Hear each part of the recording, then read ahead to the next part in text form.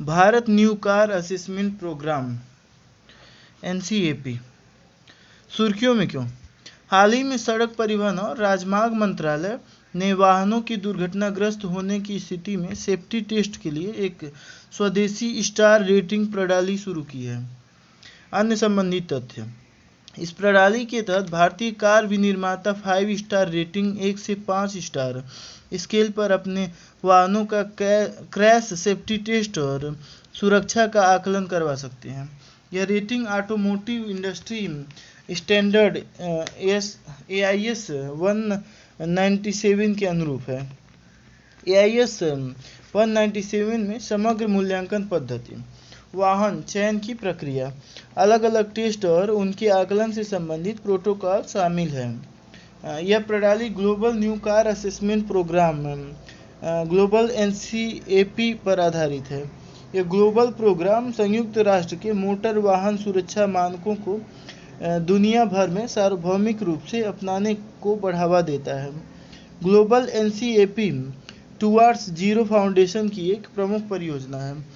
यह foundation United kingdom में पंजीकृत एक चैरिटी संस्था है।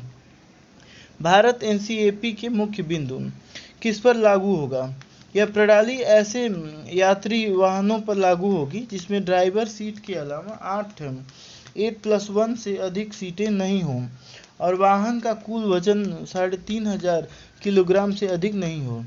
साथ ही ये वाहन भारत में विनिर्मित या भारत में बिकने वाले होने चाहिए। इस कार्यक्रम के तहत दहन इंजन वाहनों के साथ साथ CNG और इलेक्ट्रिक वाहनों का परीक्षण भी किया जा सकता है। टेस्ट प्रोटोकॉल: इसके अंतर्गत adult occupant safety AOP, child occupant safety COP और कार में लगाई गई सेफ्टी असिस्ट टेक्नोलॉजी का आकलन किया जाएगा। इसके लिए 3 टेस्ट किए जाएंगे: frontal impact test, side impact test और साइड पोल इम्पैक्ट टेस्ट। आकलन के आधार पर AOP और COP के लिए 2 अलग अलग स्टार रेटिंग प्रदान की जाएगी। फुल इम्पैक्ट टेस्ट केवल 3 स्टार और उससे अधिक रेटिंग प्राप्त करने वाली कारों का किया जाएगा। टेस्ट का प्रारूप: वैसे तो यह टेस्ट स्वैच्छिक प्रकृति का है, लेकिन कार विनिर्माताओं को प्रोत्साहित किया जाएगा कि वे AIS 197 मानदंडों के अनुरूप अपने वाहन मॉडल का सेफ्टी टेस्ट करवाएं। भारत NCAP की टीम रैंडम सैंपलिंग के जरिए वाहन मॉडल के बेस वेरिएंट का चयन करेगी। इस योजना के तहत वाहनों के सेफ्टी टेस्ट का कार्य automotive research association of India को सौंपा गया है। ARAI पुणे और चाकन में स्थित अपनी प्रयोगशालाओं में वाहनों का टेस्ट करेगी। हालांकि यह सेफ्टी टेस्ट स्वैच्छिक है, परंतु सरकारी एजेंसी कुछ मामलों में किसी विशेष मॉडल का चुनाव सेफ्टी टेस्ट के लिए कर सकती है, जैसे लोकप्रिय वाहन मॉडल के बेस वेरिएंट न्यूनतम 30,000 यूनिट्स की बिक्री की टेस्टिंग। मूर्त बाजार के फीडबैक के आधार पर यह सार्वजनिक सुरक्षा के हित में किसी मॉडल की टेस्टिंग की सिफारिश कर सकता है। महत्व: सुरक्षा सड़क: यह प्रणाली उपभोक्ताओं को कार खरीदने से पहले सोच समझकर निर्णय लेने में मदद करेगी। इससे सुरक्षित कारों की मांग को बढ़ावा मिलेगा। प्रौद्योगिकी: इससे विनिर्माण प्रक्रियाओं को हालिया सड़क सुरक्षा नियमों के अनुरूप बनाने में मदद मिलेगी। इन नियमों में अनिवार्य dual front air bags, anti lock braking system और रिवर्स पार्किंग सेंसर आदि शामिल हैं। लागत प्रभावी: विदेशों में होने वाले ऐसे सेफ्टी टेस्ट की लागत 2.5 करोड़ रुपए है, जबकि भारत NCAP के तहत होने वाले टेस्ट की लागत कम, लगभग 60 लाख रुपए होगी। प्रतिस्पर्धा को बढ़ावा: इससे वैश्विक बाजार में भारतीय कारों के निर्यात में वृद्धि होगी। निष्कर्ष: भारत एनसीएपी के लागू होने से सड़क दुर्घटनाओं से होने वाली मौतें और घायलों की संख्या को कम करने तथा स्वास्थ्य देखभाल सेवा और बीमा क्षेत्र पर दबाव को कम करने में मदद मिलेगी। साथ ही सड़क दुर्घटनाओं के कारण होने वाली मौतों और घायलों के कारण उत्पन्न मानसिक क्षति को कम करने में सकारात्मक सामाजिक प्रभाव को बढ़ावा मिलेगा। वैश्विक मानकों के साथ तुलना। Frontal impact test Bharat NCAP वैश्विक NCAP Euro NCAP frontal impact test side impact test pole side impact test whiplash test में भारत नहीं है।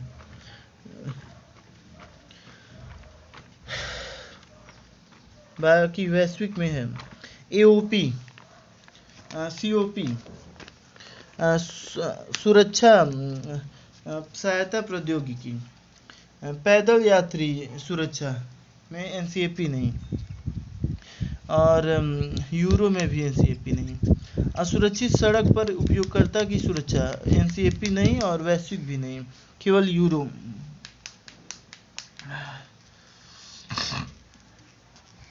उड़ान उड़े देश का आम नागरिक योजना। उड़ान सुर्खियों में क्यों? हाल ही में उड़े देश का आम नागरिक योजना पर नियंत्रक एवं महालेखा परीक्षक की ऑडिट रिपोर्ट संसद में प्रस्तुत की गई। उड़ान योजना के बारे में। उड़ान एक क्षेत्रीय कनेक्टिविटी योजना है। उद्देश्य देश के दूर दराज वाले अपनी क्षमता से कम उपयोग वाले हवाई अड्डों से वहनीय यात्रा और बेहतर कनेक्टिविटी को बढ़ावा देना। इसका उद्देश्य क्षेत्रीय एयर कनेक्टिविटी के लिए मांग आधारित तंत्र स्थापित करना है।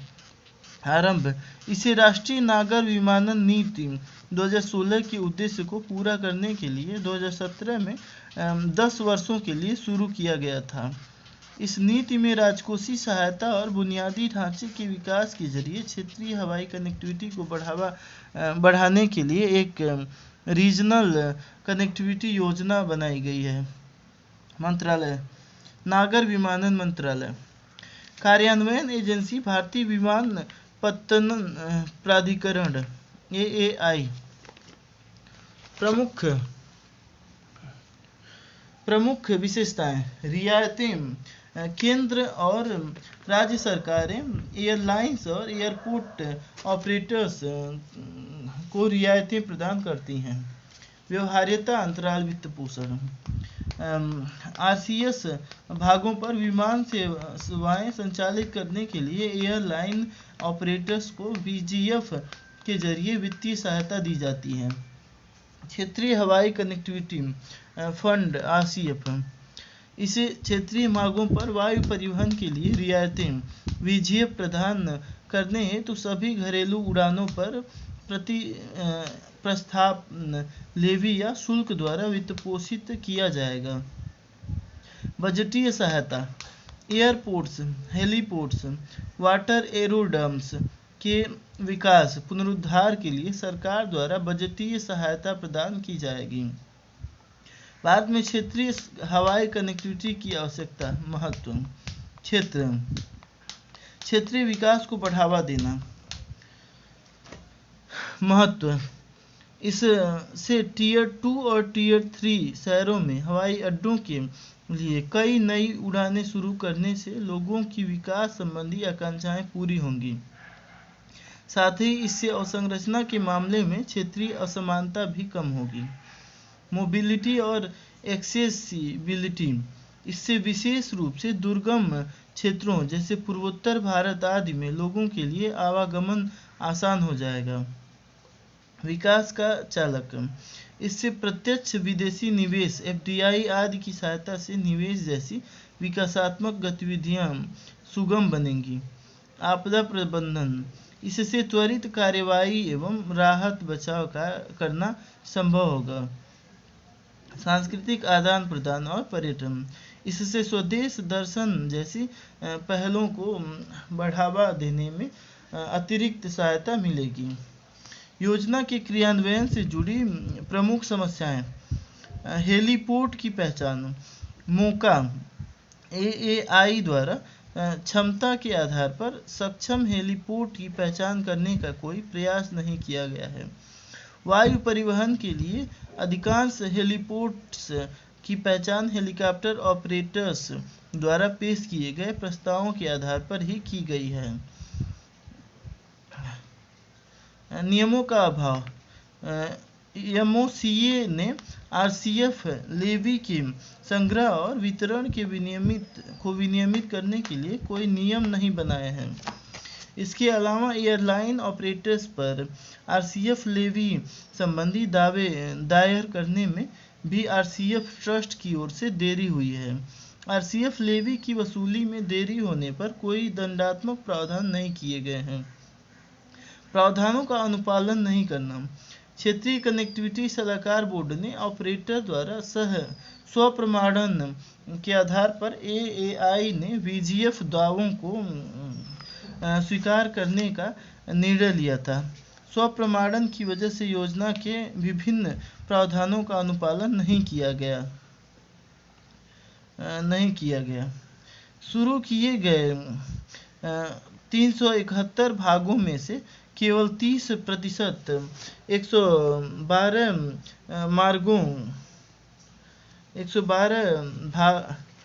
मार्गों ने ही 3 साल की पूर्ण रियायत अवधि पूरी की है।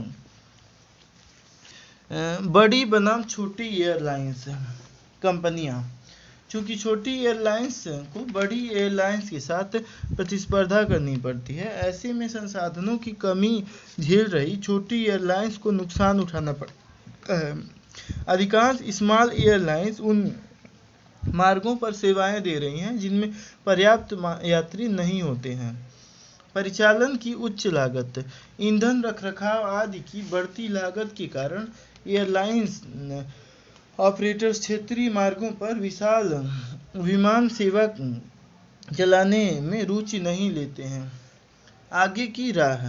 कैग की सिफारिश। व्यवहार्यता। लंबे समय तक विमान सेवाएं जारी रखने के लक्ष्य की प्राप्ति के लिए मार्गों की व्यवहार्यता का आकलन करना चाहिए। क्षमता से कम उपयोग वाले हवाई अड्डों की पहचान में भी यही तरीका अपनाना चाहिए। पुनरुद्धार विकास के लिए हवाई अड्डों की पहचान हेतु एक बेहतर तंत्र तैयार किया जाना चाहिए। निगरानी। एयरलाइंस द्वारा एकत्र की गई RCF लेवी की निगरानी के लिए एक तंत्र स्थापित करना चाहिए। साथ ही यह सुनिश्चित करना चाहिए कि यात्रियों से एकत्र की गई राशि सरकार को भेजी जाने वाली राशि से अधिक न हो। दंडात्मक प्रावधान को जोड़ना। मानक संचालन प्रक्रिया के मसौदे के अनुसार RCF लेवी के दावों का तुरंत निपटान किया जाना चाहिए। साथ ही एयरलाइंस से बकाया लेवी की वसूली में देरी के लिए दंडात्मक प्रावधान जोड़े जा सकते हैं। VGF का समाधान करना। VGF को स्वप्रमाणन के आधार पर वितरित करने के बजाय एयरपोर्ट ऑपरेटर्स के पास उपलब्ध उड़ान डेटा के आधार पर एयरलाइंस द्वारा वसूले गए VGF दावों की पुष्टि करने के लिए एक उपयुक्त तंत्र तैयार करना चाहिए। शहरी अवसंरचना विकास निधि UIDF सुर्खियों में क्यों?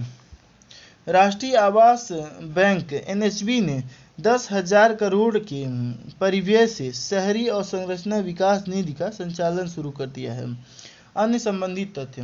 केंद्रीय बजट 2023-24 में UIDF की स्थापना की घोषणा की गई थी।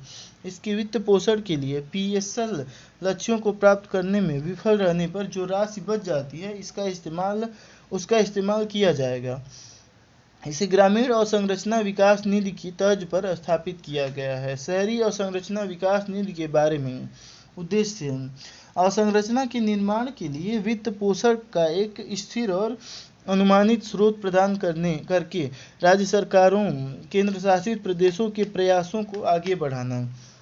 UIDF के फंड्स का उपयोग करते समय राज्यों को इस बात के लिए प्रोत्साहित किया जाएगा कि वे उचित उपयोगकर्ता शुल्क लगाएं और 15वें वित्त आयोग के अनुदानों के साथ साथ मौजूदा योजनाओं से प्राप्त संसाधनों का लाभ उठाएं। कवरेज जनगणना 2011 के अनुसार शहरों की जनसंख्या 459 टीयर 2 शहर, जनसंख्या 1 लाख से 9,99,999 के बीच। 580 टीयर 3 शहर, जनसंख्या 50,000 से 99,999 के बीच। फंड्स का आवंटन प्रत्येक राज्य केंद्र शासित प्रदेश के पात्र शहरों की जनसंख्या के आधार पर फंड आवंटित किया जाएगा। ऐसे फंड्स पर ब्याज दर बैंक दर से 1.5% कम होगी। अनुमति प्राप्त गतिविधियां आवासन और शहरी कार्य मंत्रालय के मिशनों एवं कार्यक्रमों से जुड़ी गतिविधियों को इनमें शामिल किया जाएगा। सीवरेज और ठोस अपशिष्ट प्रबंधन, जलापूर्ति एवं स्वच्छता जैसे बुनियादी सेवाओं तथा प्रभाव उन्मुख परियोजनाओं को प्राथमिकता दी जाएगी। परियोजना प्रस्ताव का न्यूनतम और अधिकतम आकार क्रमशः 5 करोड़ रुपए तथा 100 करोड़ रुपए होगा, जबकि पूर्वोत्तर व पहाड़ी राज्यों के लिए न्यूनतम आकार 1 करोड़ रुपए होगा। नोडल एजेंसी संबंधित राज्यों का वित्त विभाग, राष्ट्रीय आवास bank, national housing bank NHB, नई दिल्ली। उत्पत्ति इसे राष्ट्रीय आवास बैंक अधिनियम 1987 के तहत 1988 में स्थापित किया गया था। सौंपे गए कार्य आबादी के सभी वर्गों की आवास संबंधी आवश्यकताओं को पूरा करने के लिए बाजार की क्षमता का दोहन करना और उसमें वृद्धि करना। इसमें निम्न और मध्यम आय वाले आवास पर फोकस किया जाएगा। अन्य महत्वपूर्ण तथ्य 2019 में सरकार द्वारा NHB से भारतीय रिजर्व बैंक RBI की हिस्सेदारी खरीदने के बाद यह एक सरकारी स्वामित्व वाली इकाई बन गई। यह रेजिडेक्स सूचकांक, आवास मूल्य सूचकांक जारी करता है। ग्रामीण अवसंरचना विकास निधि के बारे में स्थापना, इसे 1995-96 में स्थापित किया गया था। उद्देश्य ग्रामीण बुनियादी ढांचा परियोजना का वित्त पोषण करना। प्रबंधन करता है राष्ट्रीय कृषि और ग्रामीण विकास बैंक नाबार्ड। वित्त पोषण तंत्र जब घरेलू वाणिज्यिक बैंक कृषि के लिए निर्धारित PSL लक्ष्यों को पूरा नहीं कर पाते हैं तो वे शेष PSL राशि का RIDF में योगदान करते हैं। टीयर 2 और टीयर 3 शहरों की बुनियादी ढांचे के विकास में चुनौतियां। कम लागत वाले फंड्स की उपलब्धता का अभाव। नगर निगम के अधिकारियों ने बुनियादी ढांचा परियोजनाओं के नियोजन, निष्पादन और प्रबंधन करने की क्षमता का अभाव। खराब या अपर्याप्त शहरी नियोजन। बुनियादी ढांचा परियोजनाओं के लिए भूमि अधिग्रहण। अन्य बिंदु इस फंड का उपयोग प्रशासनिक खर्चों और रखरखाव के लिए नहीं किया जा सकता है। इसमें आवास, विद्युत और दूरसंचार, रोलिंग स्टॉक, बसें व ट्राम, शहरी परिवहन, स्वास्थ्य तथा शिक्षा संस्थान शामिल नहीं होंगे। मूल ऋण राशि 7 वर्षों के भीतर 5 समान वार्षिक किस्तों में चुकानी होगी। इसमें 2 साल की स्थगन अवधि का भी उपबंध किया गया है। राज्यों द्वारा लिया गया उधार संविधान के अनुच्छेद 293(3) द्वारा शामिल होगा। तात्पर्य यह है कि राज्य एक वित्तीय वर्ष के दौरान बाजार और वित्तीय संस्थानों से उधार लेने की निर्धारित क्षमता के भीतर ही उधार ले सकते हैं। UIDF की आवश्यकता, प्रासंगिकता, सतत विकास लक्ष्यों को प्राप्त करना। SDG 11 में शहरों और मानव बस्तियों को समावेशी, सुरक्षित, लोचशील तथा टिकाऊ बनाने का प्रावधान शामिल है।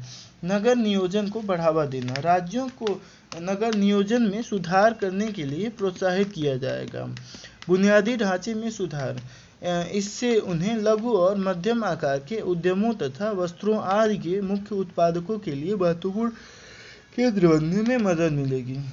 UIDF के तहत आने वाले शहर देश के लॉजिस्टिक्स और आपूर्ति श्रृंखला नेटवर्क में नोडल बिंदु हैं। शहरी भीड़ को कम करना। 2011 की जनगणना के अनुसार भारत की 40% शहरी आबादी टीयर 2 और टीयर 3 शहरों में रहती है। इसके बहुत तेज गति से बढ़ने का अनुमान है। वर्तमान में ग्रामीण और दूरदराज के अन्य क्षेत्रों से लोग सीधे मुंबई, दिल्ली जैसे महानगरीय शहरों की ओर पलायन करते हैं। टीयर 2 और टीयर 3 शहरों का विकास इस तरह के प्रवास को अपनी ओर आकर्षित करेगा। अन्य विकास कार्यों के लिए नगर निगमों को पर्याप्त संसाधन उपलब्ध कराना, रोजगार के अवसर पैदा करना, संतुलित क्षेत्रीय विकास करना आदि। निष्कर्ष, यूआईडीएफ टीयर 2 और टीयर 3 शहरों के विकास में महत्वपूर्ण भूमिका निभाएगा। यह भारत में शहरीकरण की समग्र गुणवत्ता को बढ़ाने में मदद करेगा। इसलिए सभी हितधारकों को इसके कार्यान्वयन में प्रभावी भूमिका निभाने की आवश्यकता है। टीयर 2 और टीयर 3 शहरों की अवसंरचना के विकास के लिए अन्य पहलें। स्मार्ट सिटी मिशन 2015, अमृत कायाकल्प और शहरी परिवर्तन के लिए अटल मिशन 2015, अन्य राष्ट्रीय विरासत शहर विकास और संवर्धन योजना हृदय 2015 आदि। भारत नेट सुर्खियों में क्यों? हाल ही में केंद्र सरकार ने भारत नेट परियोजना के आधुनिकीकरण के लिए 1.39 लाख करोड़ रुपए की मंजूरी दी है। अन्य संबंधित तथ्य, इस परियोजना के क्रियान्वयन की रणनीति में बदलाव किया जा रहा है। साथ ही इसके क्रियान्वयन के लिए ग्राम स्तरीय उद्यमियों के जरिए लास्ट माइल फाइबर कनेक्शन प्रदान किया जा रहा है। VLEs 50-50 के अनुपात में राजस्व साझाकरण के आधार पर घरों तक फाइबर कनेक्शन पहुंचाएंगे। VLEs को उद्यमी के नाम से जाना जाता है। इस अपग्रेड की सहायता से सरकार अगले 2 वर्षों में सभी 6,40,000 गांवों को फाइबर कनेक्शन से जोड़ने की प्रक्रिया को तेज करना चाहती है। फाइबर अवसंरचना को घर तक पहुंचाने का खर्च सरकार वहन करेगी। ग्रामीण उद्यमियों की केवल घरेलू कनेक्शन के रखरखाव और परिचालन की जिम्मेदारी होगी। वे उपभोक्ता की शिकायतों जैसे फाइबर के कटने आदि का निवारण भी करेंगे। भारत नेट परियोजना के लिए यह केंद्र सरकार द्वारा स्वीकृत तीसरा पैकेज है। 2017 में मंत्रिमंडल ने पहले 2 चरणों के लिए वित्तीय सहायता को मंजूरी दी थी। 2021 में मंत्रिमंडल ने PPP मॉडल के तहत लास्ट माइल कनेक्टिविटी के लिए अधिक धन आवंटित किया था। इसके बावजूद यह परियोजना भागीदारी को आकर्षित करने में विफल रही। भारत नेट प्रमुख तथ्य प्रकार, केंद्रीय क्षेत्र की योजना संचार मंत्रालय के अंतर्गत। उद्देश्य, ग्राम पंचायतों को ब्रॉडबैंड कनेक्टिविटी प्रदान करना। क्रियान्वयन एजेंसी, भारत ब्रॉडबैंड नेटवर्क 2022 में BSNL के साथ इसका विलय किया गया। वित्त पोषण, universal service obligation fund USOF. Bharat net का महत्व, ग्रामीण भारत का आधुनिकीकरण। यह परियोजना बैंकिंग, डाकघर जैसी बुनियादी अवसंरचना को डिजिटल बनाकर देश के ग्रामीण क्षेत्रों का आधुनिकीकरण करेगी। कृषि क्षेत्रक, यह किसानों को जागरूक बनाने में मदद करेगी। उदाहरण के लिए कीटनाशकों के प्रयोग के बारे में ऑनलाइन प्रशिक्षण। बेहतर चिकित्सा सुविधाएं, ब्रॉडबैंड कनेक्टिविटी प्रत्येक परिवार तक चिकित्सा सेवा पहुंचाने में मदद करेगी। शिक्षा की गुणवत्ता में सुधार, छात्रों को ऑनलाइन माध्यम से गुणवत्तापूर्ण शिक्षा मिलेगी। साथ ही इससे दीक्षा जैसी सरकारी योजनाओं का ग्रामीण क्षेत्रों में विस्तार भी होगा। ई-कॉमर्स की पहुंच, ग्राम स्तरीय ब्रॉडबैंड कनेक्टिविटी से ई-कॉमर्स की पहुंच को बढ़ाने में मदद मिलेगी। उदाहरण के लिए सरकार द्वारा शुरू की गई open network for digital commerce पहल। रोजगार, भारत नेट के विस्तार कार्यक्रम से लगभग 2.50 लाख रोजगार के अवसर पैदा होंगे। भारत नेट को लागू करने में चुनौतियां, परियोजना में देरी। इससे पहले इस परियोजना को 2019 तक पूरा करना था, लेकिन अभी भी इस पर काम जारी है। बुनियादी और सहायक अवसंरचना की कमी, ग्राम पंचायतों में सुरक्षित स्थान और विद्युत आपूर्ति जैसी सहायक अवसंरचनाओं की कमी के कारण समस्या का सामना करना पड़ता है। परियोजना की उच्च लागत, परियोजना के समय से पूरा होने में देरी के कारण लागत काफ़ी बढ़ गई है। उदाहरण के लिए 2020-21 और 21-22 के बीच 1 किलोमीटर ऑप्टिकल फाइबर केबल बिछाने की लागत दोगुनी हो गई है। यूनिवर्सल सर्विस ऑब्लिगेशन फंड यूसोफ, इसे भारतीय टेलीग्राफ संशोधन अधिनियम 2003 के तहत स्थापित किया गया है। इसे 5% यूनिवर्सल सर्विस लेवी लगाकर स्थापित किया गया है। यह लेवी सभी टेलीकॉम फंड ऑपरेटर से लेकर समायोजित सकल राजस्व पर वसूली जाती है। इसका उद्देश्य देश के ग्रामीण और दूरदराज के क्षेत्रों में गुणवत्तापूर्ण एवं वहनीय मोबाइल तथा डिजिटल सेवाएं प्रदान करना है। डेटा बैंक, 58% ग्रामीण टेली घनत्व अक्टूबर 2022, 816 मिलियन ब्रॉडबैंड कनेक्शन सितंबर 2022। 61वां रैंक नेटवर्क रेडिनेस इंडेक्स में भारत की 61वीं रैंक 2022।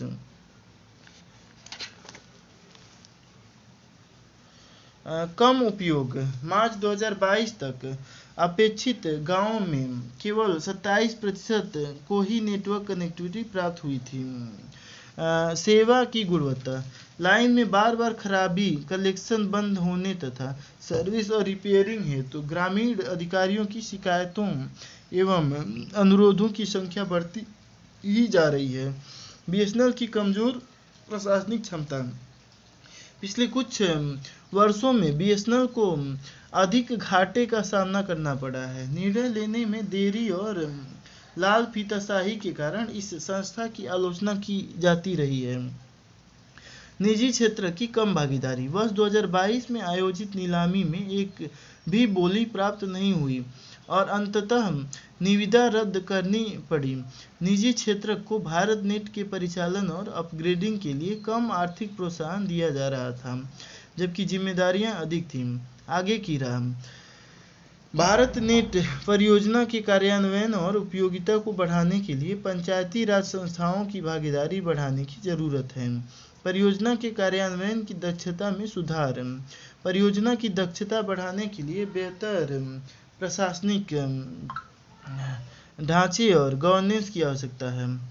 निवेश अवसंरचना और परियोजना के संचालन में निजी क्षेत्र की अधिक भागीदारी की आवश्यकता है। जागरूकता बढ़ाना, भारत नेट ग्रामीण आबादी के बीच इतना लोकप्रिय नहीं है, साथ ही इसे निजी क्षेत्र के ब्रॉडबैंड सेवा प्रदाताओं से प्रतिस्पर्धा का सामना करना पड़ता है। भारत में महापत्तन की कार्यप्रणाली, भारत में महापत्तन की कार्यप्रणाली सुर्खियों में क्यों? हाल ही में परिवहन, पर्यटन और संस्कृति विभाग से संबंधित संसदीय स्थायी समिति ने देश में महापत्तनों की कार्यप्रणाली पर 352वीं रिपोर्ट पेश की है। भारत में पत्तन को सामान्य तौर पर 2 श्रेणियों में वर्गीकृत किया गया है। यह वर्गीकरण उनके द्वारा संभाले जाने वाले यातायात के आधार पर किया गया है। महापत्तन या प्रमुख पत्तन ये केंद्र सरकार के प्रत्यक्ष प्रशासनिक नियंत्रण में है। यह संविधान की 7वीं अनुसूची में संघ सूची का विषय है।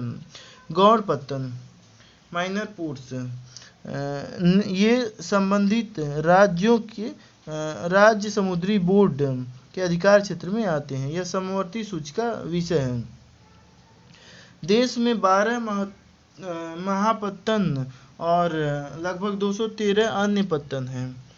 महापत्तनों की कार्यप्रणाली को प्रशासित करने वाले दो प्रमुख कानून हैं, महापत्तन प्राधिकरण अधिनियम 2021 और भारतीय पत्तन अधिनियम।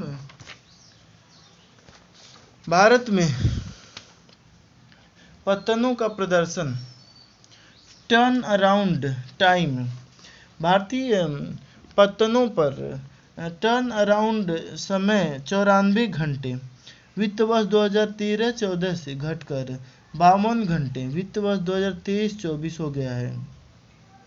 पत्तन पर जहाज के आगमन और प्रस्थान के बीच बिताए गए समय को टर्न अराउंड टाइम कहा जाता है। यातायात, भारतीय पत्तनों पर कंटेनर यातायात में लगातार वृद्धि देखी जा रही है।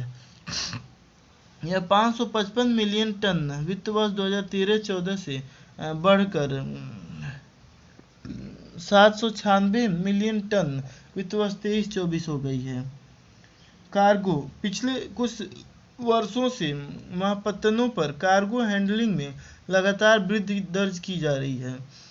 पिछले वर्ष की तुलना में इस वर्ष 10% की वृद्धि दर्ज की गई है। ऑपरेटिंग या संचालन अनुपात, कमाए गए प्रत्येक रुपये के बदले खर्च किए गए रुपये को ऑपरेटिंग अनुपात कहा जाता है। भारत के महापत्तनों का ऑपरेटिंग अनुपात 2020-21 के 53 रुपये से घटकर 48 रुपये हो गया है। इसका मतलब है कि प्रत्येक 100 रुपये की कमाई पर 48 रुपये खर्च किए गए। महापत्तनों की कार्यप्रणाली में चुनौतियां, वित्तीय बाधाएं, पेंशन और अन्य देनदारियों की वजह से भारत में महापत्तनों को वित्तीय संकट का सामना करना पड़ता है। उदाहरण के लिए मुंबई पत्तन पर 13,000 करोड़ रुपए की पेंशन फंड देनदारी है। क्षमता का समुचित उपयोग नहीं, महापत्तनों की कुल क्षमता के केवल 49% का ही उपयोग किया जा रहा है। इससे संसाधनों की बर्बादी होती है। ट्रांसशिपमेंट हब की कमी, भारतीय पत्तन केवल 25% भारतीय ट्रांसशिपमेंट कार्गो को संभालते हैं। इससे भारत बड़े पैमाने पर राजस्व अर्जित करने के अवसरों को खो रहा है। कनेक्टिविटी संबंधी चुनौतियां, कुछ पत्तनों को व्यस्त रेल यातायात और मल्टी मॉडल परिवहन कनेक्टिविटी की कमी की वजह से समस्या का सामना करना पड़ता है। इससे माल ढुलाई पर प्रतिकूल प्रभाव पड़ता है। अवसंरचना संबंधी कमियां, अवसंरचना की कमी की वजह से कई भारतीय पत्तनों की क्षमता कम है और कई पत्तन अपनी पूरी क्षमता का उपयोग नहीं कर पा रहे हैं। भारत का सबसे पुराना प्रमुख पत्तन कोलकाता पत्तन है, जिसे अब श्यामा प्रसाद मुखर्जी पत्तन एकमात्र प्रमुख नदी पत्तन कहा जाता है। मुंबई पत्तन भारत का सबसे बड़ा प्राकृतिक पत्तन और बंदरगाह है। तमिलनाडु में कामराजार पत्तन या एन्नोर पत्तन एक कंपनी के रूप में पंजीकृत एक बार निगमित पत्तन है। अवसंरचना संबंधी कमियां, अवसंरचना की कमी की वजह से कई भारतीय पत्तनों की क्षमता कम है और कई पत्तन अपनी पूरी क्षमता का उपयोग नहीं कर पा रहे हैं। कार्गो की निकासी में समस्या, रेलवे रैंक कम उपलब्ध होने की वजह से इस वजह से पत्तनों से वस्तुओं की आवाजाही प्रभावित होती है। मेगा पोर्ट्स की कमी, केवल 5 महापत्तनों और 2 अन्य पत्तनों की क्षमता 100 MTPA से अधिक है। प्रशुल्क या टैरिफ संरचना सख्त होना, निजी पत्तनों के विपरीत सरकार के स्वामित्व वाले महापत्तन सख्त टैरिफ संरचना के कारण अधिक कार्गो आकर्षित करने में असमर्थ रहे हैं। पत्तन की कार्य प्रणाली में सुधार के लिए किए गए प्रयास, समग्र निगरानी, परियोजनाओं की नियमित निगरानी और पत्तनों के वित्तीय तथा कार्यप्रणाली के प्रदर्शन के लिए सागर मंथन डैशबोर्ड विकसित किया गया है। रियल टाइम ट्रैकिंग, बेहतर यातायात प्रबंधन हेतु जहाज़ों पर रियल टाइम जानकारी देने के लिए सागर सेतु ऐप शुरू किया गया है। व्यापार सुविधा, राष्ट्रीय लॉजिस्टिक्स पोर्टल नामक राष्ट्रीय समुद्री सिंगल विंडो प्लेटफॉर्म शुरू किया गया है। यह आयातकों, निर्यातकों और सेवा प्रदाताओं के बीच व्यापार को सुगम बनाता है। पत्तन के प्रदर्शन संकेतकों की निगरानी, सभी महापत्तनों के मुख्य प्रदर्शन संकेतकों जैसे कि टर्न अराउंड टाइम की निगरानी के लिए सागर उन्नति डैशबोर्ड शुरू किया गया है।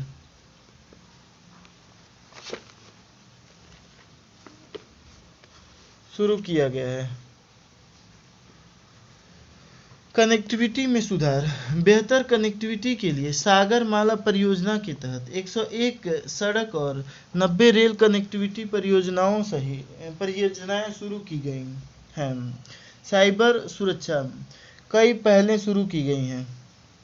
परिसंपत्ति प्रबंधन प्रणालियों की स्थापना, सभी स्तरों पर मल्टी फैक्टर सत्यापन और सूचना प्रौद्योगिकी सुरक्षा नीति का कार्यान्वयन। पत्तनों का डिजिटलीकरण, पूर्त यातायात प्रबंधन प्रणाली, इंटरप्राइज बिजनेस सिस्टम, पत्तन संचालन और संबंध प्रणाली और online RFID radio frequency identification प्रणाली जैसे कदम उठाए गए हैं। पत्तनों की दक्षता में सुधार हेतु की गई सिफारिशें, एकीकृत योजना, पत्तन विकास की योजना बनाते समय स्थानीय अर्थव्यवस्था के साथ एकीकरण, औद्योगिक क्लस्टर का विकास और कनेक्टिविटी को भी ध्यान में रखा जाना चाहिए। पत्तन का आधुनिकीकरण, महापत्तनों को अपनी उत्पादकता बढ़ाने के लिए ओल्ड बर्थ्स जहाज ठहराने का स्थान से पुराने और अप्रचलित उपकरणों को हटाकर आधुनिक उपकरणों लगाने हेतु निवेश करना चाहिए। पत्तनों का मशीनीकरण, सरकार को पत्तनों के मशीनीकरण से संबंधित 31 परियोजनाओं को प्राथमिकता देनी चाहिए। PPP निवेश में वृद्धि, सभी महापत्तनों को मैरीटाइम इंडिया विजन के तहत अपने PPP निवेश लक्ष्यों को प्राप्त करने के लिए कदम उठाने चाहिए ताकि उत्पादकता और प्रतिस्पर्धा में सुधार लाया जा सके। मैरीटाइम इंडिया विजन के तहत भारत में वैश्विक मानक पत्तन विकसित करने के लिए विश्व स्तरीय मेगापोर्ट ट्रांसशिपमेंट हब विकसित करने और पत्तनों की अवसंरचनाओं के आधुनिकीकरण जैसी पहलों की पहचान की गई है। पत्तन आधारित औद्योगिकरण, उद्योगों सुविधाओं की स्थापना के लिए सार्वजनिक निजी भागीदारी आधार पर निजी निवेशकों को पत्तन की भूमि पट्टे पर दी जानी चाहिए। इससे तटीय अर्थव्यवस्था और पत्तन के राजस्व में वृद्धि होगी। कनेक्टिविटी को बढ़ावा देना, समर्पित रेल फ्रेट कॉरिडोर की सहायता से लिंकेज के साथ साथ आंतरिक इलाकों में जल, रेल, सड़क द्वारा कनेक्टिविटी स्थापित करने की आवश्यकता है। पोर्ट कम्युनिटी सिस्टम का व्यापक कार्यान्वयन, PCS पत्तन क्षेत्र के लिए शुरू किया गया एक केंद्रीकृत वेब एप्लीकेशन है। यह पत्तन समुदाय के सदस्यों और हितधारकों के लिए सिंगल विंडो के रूप में कार्य करता है। लघु सिंचाई योजनाओं पर छठी गणना रिपोर्ट, सुर्खियों में क्यों? हाल ही में जल शक्ति मंत्रालय ने लघु सिंचाई योजनाओं पर छठी गणना रिपोर्ट जारी की है। लघु सिंचाई के बारे में भारत में सिंचाई परियोजनाओं को 3 श्रेणियों अर्थात प्रमुख, मध्यम और लघु सिंचाई में वर्गीकृत किया गया है। शब्दावली को जानें। कृषि योग्य कमान, यह किसी सिंचाई योजना के तहत भौतिक रूप से सिंचित और खेती के लिए उपयुक्त क्षेत्र होता है। प्रमुख सिंचाई परियोजनाएं 10,000 हेक्टेयर से अधिक का कृषि योग्य कमान क्षेत्र। मध्यम सिंचाई परियोजनाएं 2000 हेक्टेयर से अधिक लेकिन 10,000 हेक्टेयर से कम का सीसीए। लघु सिंचाई परियोजनाएं 2000 हेक्टेयर से अधिक लेकिन 10,000 हेक्टेयर से कम का सीसीए। 2000 हेक्टेयर लघु सिंचाई परियोजनाएं 2000 हेक्टेयर या उससे कम का सीसीए। लघु सिंचाई परियोजनाओं में सतही और भूजल दोनों तरह के जल स्रोतों को शामिल किया जाता है। वही प्रमुख तथा मध्यम परियोजनाओं में अधिकतर सतही जल संसाधनों का दोहन किया जाता है। लघु सिंचाई क्षेत्रक संबंधी योजनाएं समग्र रूप से राज्य सरकारों द्वारा कार्यान्वित की जाती हैं। इसके अतिरिक्त राज्यों की स्वयं की राज्य विशिष्ट लघु सिंचाई योजनाएं होती हैं। केंद्र प्रायोजित योजना लघु सिंचाई सांख्यिकी का युक्तिकरण की शुरुआत 1987-88 में की गई थी। हालांकि यह योजना बाद में केंद्रीय क्षेत्रक की एक योजना जल संसाधन सूचना प्रणाली का विकास का हिस्सा बन गई। RMIS योजना का मुख्य उद्देश्य प्रभावी योजना और नीति निर्माण के लिए लघु सिंचाई क्षेत्र में एक व्यापक तथा विश्वसनीय डेटाबेस का निर्माण करना है। छठी गणना जल शक्ति मंत्रालय की केंद्र प्रायोजित योजना सिंचाई गणना के तहत की गई है। लघु सिंचाई योजनाओं की पहली गणना संदर्भ वर्ष 1986-87 के साथ की गई थी। इस गणना की रिपोर्ट नंबर 1993 में प्रकाशित की गई थी। सिंचाई और कृषि क्षेत्र में प्रभावी नियोजन तथा नीति निर्माण के लिए गणना करना जरूरी है। लघु सिंचाई योजनाओं की श्रेणियां भूजल योजनाएं इसमें कुएं, बोरवेल, कम गहराई वाले ट्यूबवेल, मध्यम गहराई वाले ट्यूबवेल और अत्यधिक गहराई वाले ट्यूबवेल शामिल हैं। सतही प्रवाह योजनाएं इसमें संरक्षण सह भूजल पुनर्भरण के लिए टैंक, चेक डैम और अन्य संरचनाएं शामिल हैं। लघु सिंचाई योजनाओं का महत्व सतही लघु सिंचाई परियोजनाएं तैयार कर भूजल का पुनर्भरण किया जाता है। ये लागत प्रभावी होती है, इसलिए लघु और सीमांत किसान अपने खेतों में इसका उपयोग कर सकते हैं। राज्यों द्वारा विद्युत मशीनरी आदि पर सब्सिडी के रूप में सरकारी सहायता प्रदान की जा रही है। पिछले कुछ वर्षों में उन्नत जल वितरण उपकरण के प्रयोग से लघु सिंचाई में जल उपयोग दक्षता में सुधार आया है। इससे जल की बर्बादी में भी कमी आई है। रिपोर्ट के मुख्य बिंदुओं पर नजर। जल निकायों की पहली गणना इसे जल निकायों के लिए एक राष्ट्रीय डेटाबेस विकसित करने के उद्देश्य से छठी लघु सिंचाई योजनाओं के सहयोग से किया गया है। गणना के लिए संदर्भ वर्ष के रूप में 2017-18 का इस्तेमाल किया गया है। भारत में लघु सिंचाई योजनाएं देश के 695 जिलों में 23.14 मिलियन लघु सिंचाई योजनाएं विद्यमान हैं। 94.8% लघु सिंचाई योजनाएं भूजल आधारित हैं, जबकि शेष 5.2% सतही जल आधारित योजनाएं हैं। उत्तर प्रदेश में 17.2% में सबसे अधिक लघु सिंचाई योजनाएं हैं। इसके बाद महाराष्ट्र 15.4%, मध्य प्रदेश 9.9%, तमिलनाडु 9.1% का स्थान है। एमआई योजनाओं में कुओं की हिस्सेदारी सबसे अधिक है। इसके बाद कम गहरे ट्यूबवेल्स, मध्यम गहरे ट्यूबवेल्स और गहरे ट्यूबवेल्स का स्थान है। पांचवी गणना की तुलना में छठी गणना में लघु सिंचाई योजनाओं में 1.42 मिलियन की वृद्धि दर्ज की गई है। लघु सिंचाई योजनाओं का स्वामित्व 96.6% निजी स्वामित्व के अधीन है, जबकि 3.4% सार्वजनिक स्वामित्व के अधीन है। व्यक्तिगत स्वामित्व वाली सभी योजनाओं में से 18.1% का स्वामित्व महिलाओं के पास है। योजनाओं का उपयोग 97% सिंचाई योजनाएं उपयोग में हैं, जबकि 2.1% और 0.9% क्रमशः अस्थायी रूप से उपयोग में नहीं और अस्थायी रूप से उपयोग में नहीं है। लघु सिंचाई योजनाओं से संबंधित मुद्दे। लघु सिंचाई योजनाओं में भूजल का बड़े पैमाने पर दोहन होता है। इसके चलते कई पर्यावरणीय और भूवैज्ञानिक दुष्प्रभाव उत्पन्न होते हैं। गैर जलोढ़ मृदा क्षेत्रों में ट्यूबवेल प्रौद्योगिकी का उपयोग तकनीकी रूप से व्यवहार्य नहीं है। भारतीय भूमि का लगभग 70% हिस्सा गैर जलोढ़ क्षेत्र है। लघु सिंचाई योजनाओं का निजी स्वामित्व के अधीन होना एक प्रकार से जल जैसे साझा संसाधन के वितरण को प्रभावित करता है।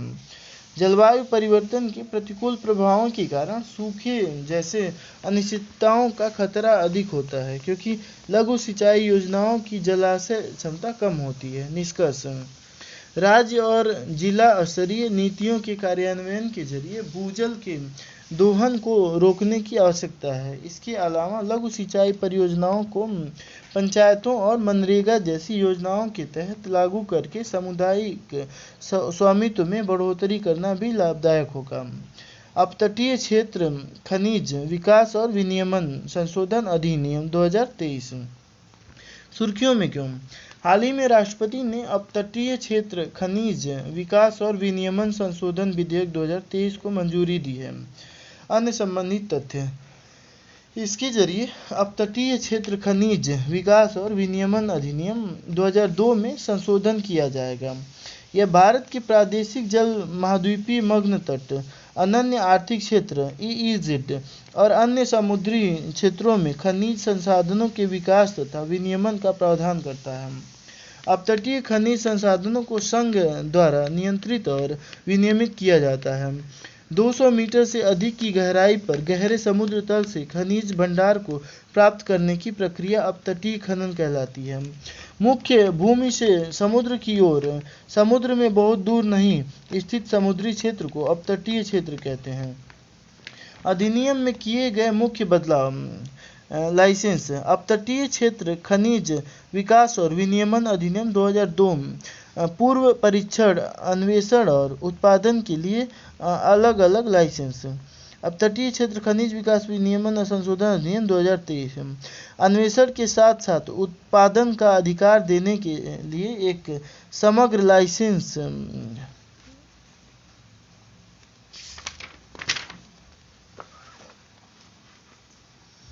वैधता। उत्पादन पट्टा 30 वर्ष की अवधि के लिए दिया जाता है, जिसे आगे 20 वर्ष के लिए नवीनीकृत किया जा सकता है।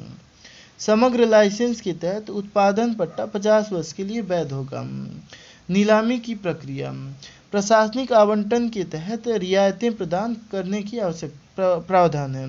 यह प्रतिस्पर्धात्मक बोली द्वारा निजी क्षेत्र को 2 प्रकार के परिचालन अधिकार प्रदान करता है, जैसे उत्पादन पट्टा और समग्र लाइसेंस। आरक्षित क्षेत्रों में खनन। यह विधेयक सरकार को उन अपतटीय क्षेत्रों को आरक्षित करने की अनुमति देता है जो किसी परिचालन अधिकार के तहत नहीं आते हैं। यह प्रशासनिक प्राधिकारी को अनुमति देता है कि वह सरकार या सरकारी कंपनी को एक समग्र लाइसेंस या उत्पादन पट्टा दे सकता है। 2023 के अधिनियम में किए गए नए प्रावधान। परमाणु खनिजों का खनन। केवल सरकार या सरकारी कंपनियों को ही अन्वेषण, उत्पादन और समग्र लाइसेंस दिए जाएंगे। अपतटीय क्षेत्र खनिज ट्रस्ट। यह भारत की लोक लेखा के तहत फंड्स का प्रबंधन करेगा। यह फंड गैर व्यापक प्रकृति का होगा। इस फंड का उपयोग अपतटीय क्षेत्रों में अन्वेषण आदि के साथ साथ अन्य उद्देश्यों की पूर्ति के लिए किया जाएगा। संशोधन की आवश्यकता क्यों? अपतटीय खनिज आपदा का उपयोग करने के लिए। अब तक अपतटीय क्षेत्रों में किसी प्रकार की खनन गतिविधि नहीं की गई है। ऐसा मुख्य रूप से पिछले अधिनियम में परिचालन अधिकारों को आवंटित करने में पारदर्शी कानूनी ढांचे के अभाव के कारण हुआ है। निजी क्षेत्र की भागीदारी को प्रोत्साहित करने के लिए पहले के अधिनियम में नीलामी हेतु प्रतिस्पर्धी बोली का प्रावधान नहीं था। यह अधिनियम के चलते निजी क्षेत्रक अन्वेषण और खनन के लिए आवश्यक विशेषज्ञता तथा प्रौद्योगिकी उपलब्ध कराएगा। खनन और खनिज विकास और विनियमन अधिनियम 1957 के अनुरूप खान और खनिज अधिनियम ने खनिज बेल्ट आदि की नीलामी सुनिश्चित करके तटवर्ती खनिज संपदा के प्रभावी उपयोग में मदद की है। अधिनियम में संबंधित चिंताएं: पर्यावरणीय प्रभाव, इससे तट के किनारे समुद्री पारिस्थितिक तंत्र, कोरल पारिस्थितिकी तंत्र सहित के लिए संकट बढ़ेगा। खनन नोड्यूल से समुद्री तल को भारी नुकसान होगा, जिससे प्रजातियों के विलुप्त होने की संभावना उत्पन्न हो सकती है।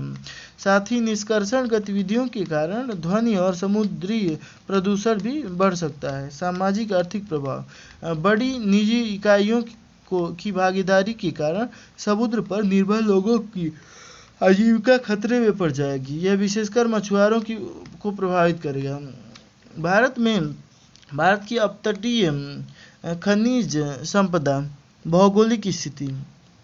भारत की लगभग 7,517 किलोमीटर लंबी तटरेखा 9 तटीय राज्यों, 4 केंद्रशासित प्रदेशों और 1,382 द्वीपों की सीमा को शामिल करती है।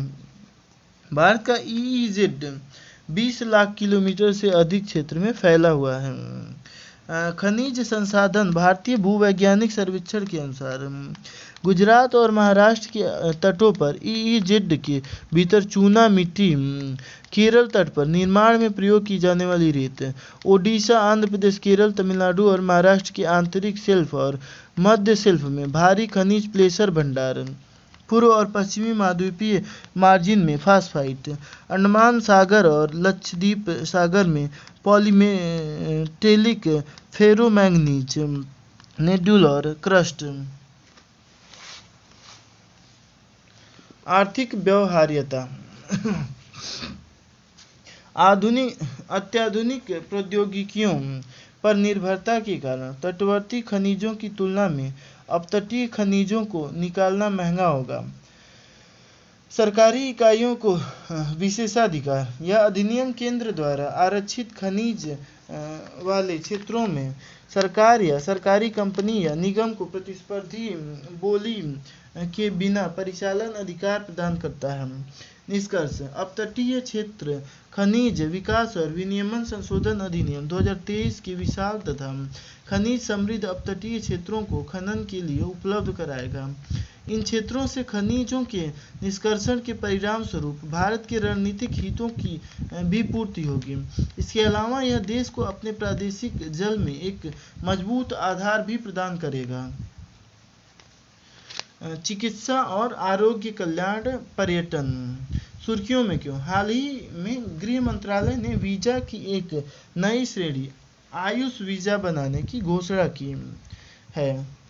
यह आयुष चिकित्सा प्रणालियों के तहत इलाज के लिए भारत आने वाले विदेशी नागरिकों की सुविधा प्रदान करेगा।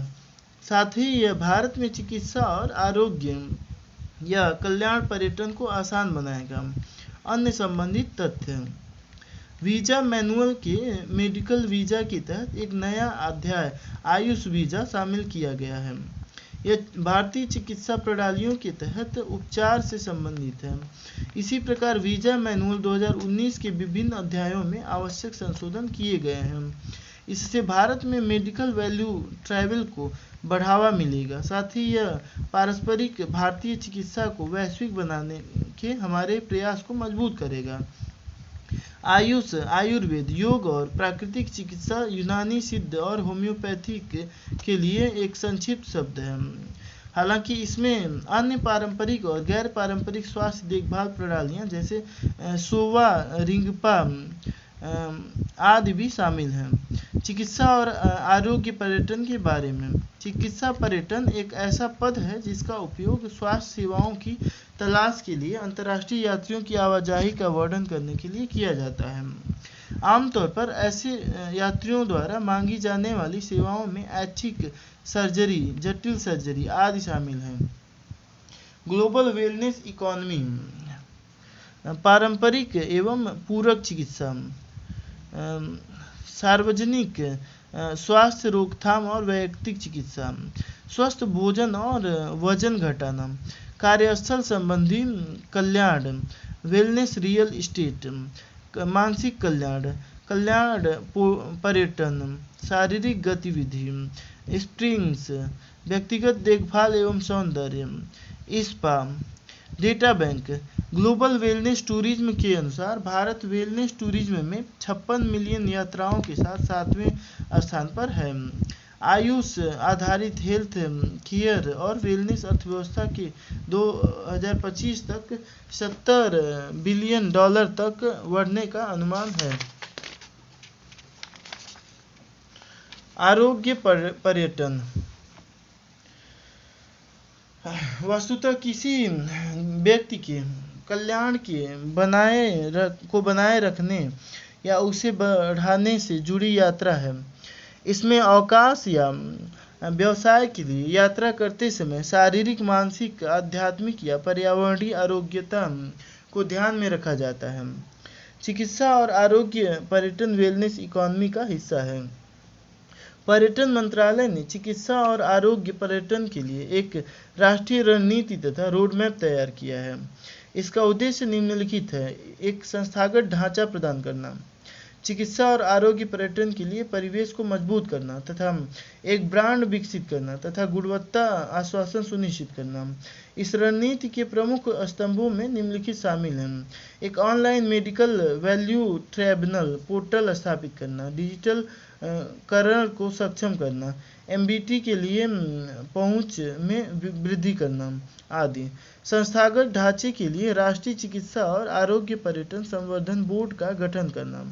भारत के लिए चिकित्सा और आरोग्य पर्यटन का महत्व।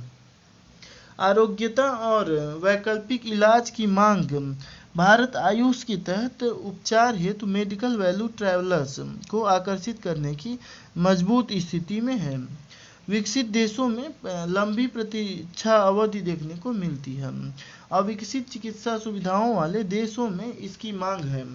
बेहतर कनेक्टिविटी यह चिकित्सा और आरोग्य पर्यटन के लिए बेहतर अवसर प्रदान करती है। धर्मशाला जैसे छोटे शहरों को जोड़ने वाली क्षेत्रीय कनेक्टिविटी योजना उड़ान। वृद्धि आबादी वाले देशों से मांग। भारत ऐसी आबादी की जरूरतों को पूरा करने में सक्षम है। कई अन्य कारक भी भारत को एक चिकित्सा और आरोग्य पर्यटन गंतव्य के रूप में बढ़ावा देते हैं। उपचार की कम लागत, उच्च गुणवत्ता वाली चिकित्सा देखभाल, संचार में आसानी आदि। भारत में चिकित्सा और आरोग्य पर्यटन के समक्ष चुनौतियां। मलेशिया, थाईलैंड, सिंगापुर जैसे देशों से क्षेत्रीय प्रतियोगिता देखने को मिलती है। अंतर्राष्ट्रीय मान्यता की कमी। भारत में अभी भी जेसीआई द्वारा मान्यता प्राप्त अस्पतालों की संख्या अपेक्षाकृत कम है। जेसीआई संयुक्त राज्य अमेरिका में अवस्थित एक गैर लाभकारी अंतर्राष्ट्रीय प्रत्यायन संगठन है। यह स्वास्थ्य देखभाल कंपनियों, सेवाओं और कार्यक्रमों को प्रमाणित करता है। जेसीआई मानकों को अब अंतर्राष्ट्रीय स्तर पर रोगी सुरक्षा और देखभाल की गुणवत्ता के लिए एक अग्रणी स्वास्थ्य सेवा प्रत्यायन कार्यक्रम के रूप में मान्यता प्राप्त है। बीमाकर्ता द्वारा विदेशी चिकित्सा देखभाल कवर नहीं किया जाना। ऐसे अधिकांश चिकित्सा देखभाल बीमा में कवर नहीं की जाती हैं, जिससे मेडिकल वैल्यू ट्रैवल कम आकर्षक हो जाता है। कुशल जनशक्ति की कमी। कुशल जनशक्ति को नियुक्त करना और उन्हें बनाए रखना वेलनेस इंडस्ट्री के समक्ष सबसे बड़ी चुनौती है। बिचौलियों द्वारा शोषण। चिकित्सा पर्यटन सुविधा प्रदाता संगठित और मान्यता प्राप्त नहीं है, इसलिए ऐसा शोषण देखने को मिलता है। समान शुल्क संरचना का अभाव। विदेशी रोगियों की बिलिंग में पारदर्शिता की कमी है और रोगियों को रेफर करने वाले हॉस्पिटल अधिक पैसे की मांग करते हैं। आगे की राह। चिकित्सा उपकरणों के आयात में छूट प्रोत्साहन दिया जाना चाहिए। चिकित्सा और आरोग्य पर्यटन कूटनीति में पर ध्यान केंद्रित किया जाना चाहिए। प्रवासी भारतीयों को आकर्षित किया जाना चाहिए। सहायक बुनियादी ढांचे का विकास, बेहतर सुविधाएं प्रदान करने हेतु लास्ट माइल कनेक्टिविटी महत्वपूर्ण है। उदाहरण के लिए ऐसे क्षेत्रों में उड़ान योजना का विस्तार करना जहां प्रमुख आयुष केंद्र स्थित हैं। अस्पतालों और आरोग्य केंद्रों का मजबूत विनियमन सुनिश्चित किया जाना चाहिए ताकि शोषण, अधिक शुल्क की वसूली आदि से बचा जा सके। हितधारकों के बीच लिंकेज और समझ स्थापित करने की आवश्यकता है ताकि विभिन्न हितधारकों की भूमिका तथा जिम्मेदारियों को समझा जा सके। साथ ही इस क्षेत्र को बढ़ावा देने के लिए साझेदारी बनाने की भी आवश्यकता है। सरकार द्वारा की गई पहलें, बाजार विकास सहायता योजना, बाजार विकास सहायता योजना MDA योजना के तहत चिकित्सा, आरोग्य, पर्यटन सेवा प्रदाताओं और केंद्रों को सहायता प्रदान की जाती है। राष्ट्रीय आयुष मिशन, इसे 2014 में आरंभ किया गया था। इसने भारत की पारंपरिक चिकित्सा प्रणालियों को संरक्षित करने और बढ़ावा देने में महत्वपूर्ण भूमिका निभाई है। साथ ही इस मिशन ने मुख्य धारा की स्वास्थ्य सेवा प्रणाली में पारंपरिक चिकित्सा प्रणालियों में एकीकरण में भी महत्वपूर्ण भूमिका निभाई है। आयुष में सूचना, शिक्षा और संचार को बढ़ावा देना, यह आरोग्य मेलों, आयुर्वेद पर्व और यंग फेस्ट उत्सव आदि के आयोजन की सहायता से किया जा सकता है। अस्पतालों और स्वास्थ्य सेवा प्रदाताओं के लिए राष्ट्रीय प्रत्यायन बोर्ड, यह भारतीय गुणवत्ता परिषद का एक घटक बोर्ड है। इसे स्वास्थ्य देखभाल संगठनों के लिए प्रत्यायन कार्यक्रम स्थापित करने और संचालित करने के लिए स्थापित किया गया है। संबंधित सुर्खियां, प्रथम WHO पारंपरिक चिकित्सा वैश्विक शिखर सम्मेलन। हाल ही में विश्व स्वास्थ्य संगठन और आयुष मंत्रालय ने गुजरात के गांधीनगर में प्रथम WHO पारंपरिक चिकित्सा वैश्विक शिखर सम्मेलन आयोजित किया। इसकी थीम थी सभी के लिए स्वास्थ्य और कल्याण की ओर। इस शिखर सम्मेलन का उद्देश्य साक्ष्य आधारित, पारंपरिक, पूरक और एकीकृत चिकित्सा की क्षमता का दोहन करना है। WHO ने गुजरात घोषणा पत्र के रूप में निम्नलिखित लक्ष्यों के साथ इस सम्मेलन का आउटकम दस्तावेज जारी किया।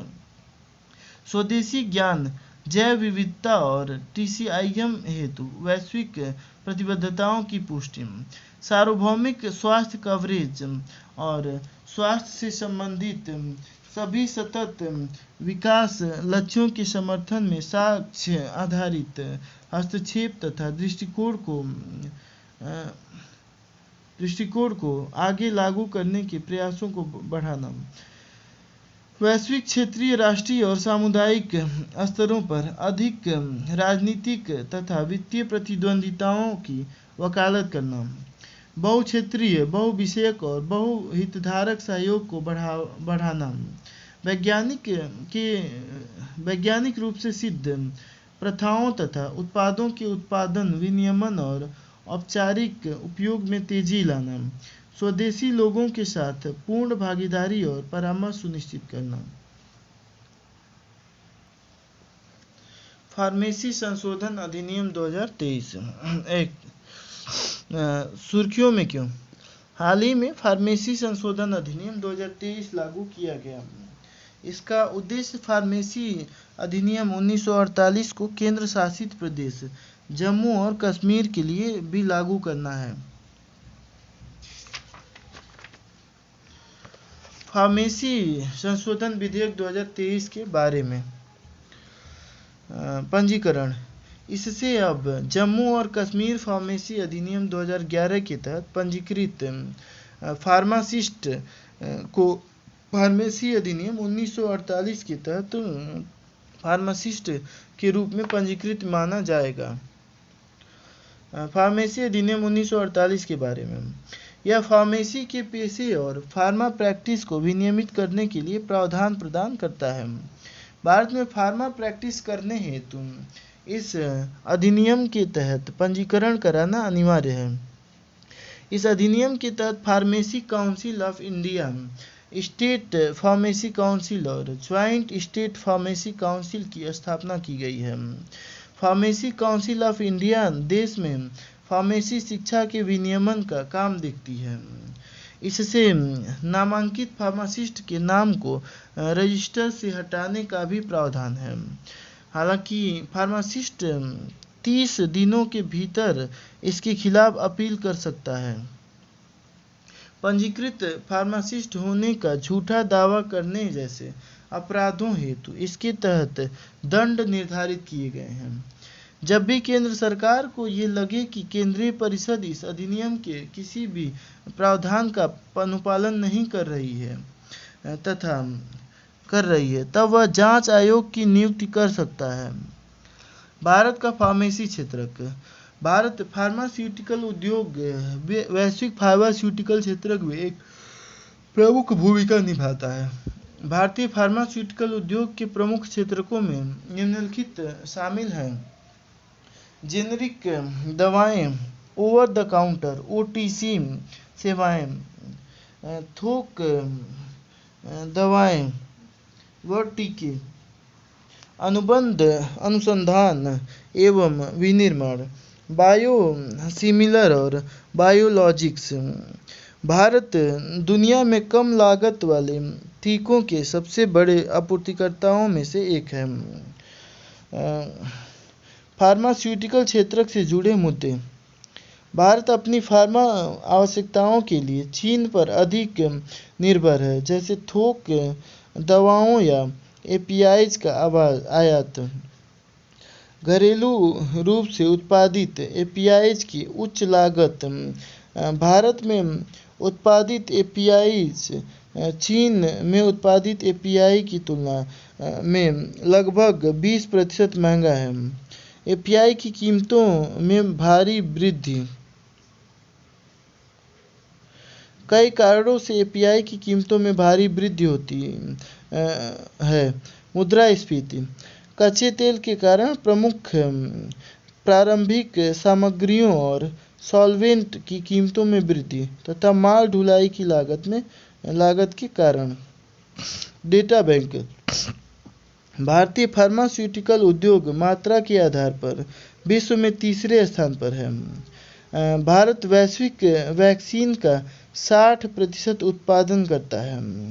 डिप्थीरिया, टिटनेस और पर्टुसिस तथा बैसिलस कैलमेट गुएरिन टीकों के मामले में WHO की जरूरत के 70% भाग की आपूर्ति करता है।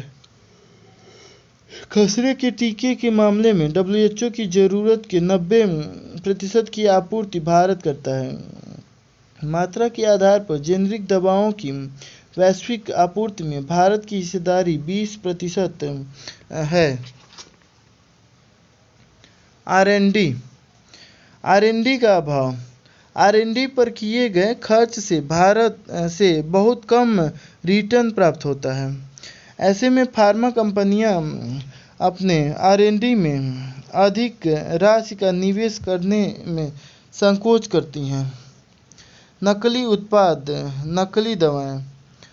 एसोचैम के अनुसार भारत में घरेलू दवाओं के बाजार में नकली दवाओं का हिस्सा लगभग 25% है। बौद्धिक संपदा पेटेंट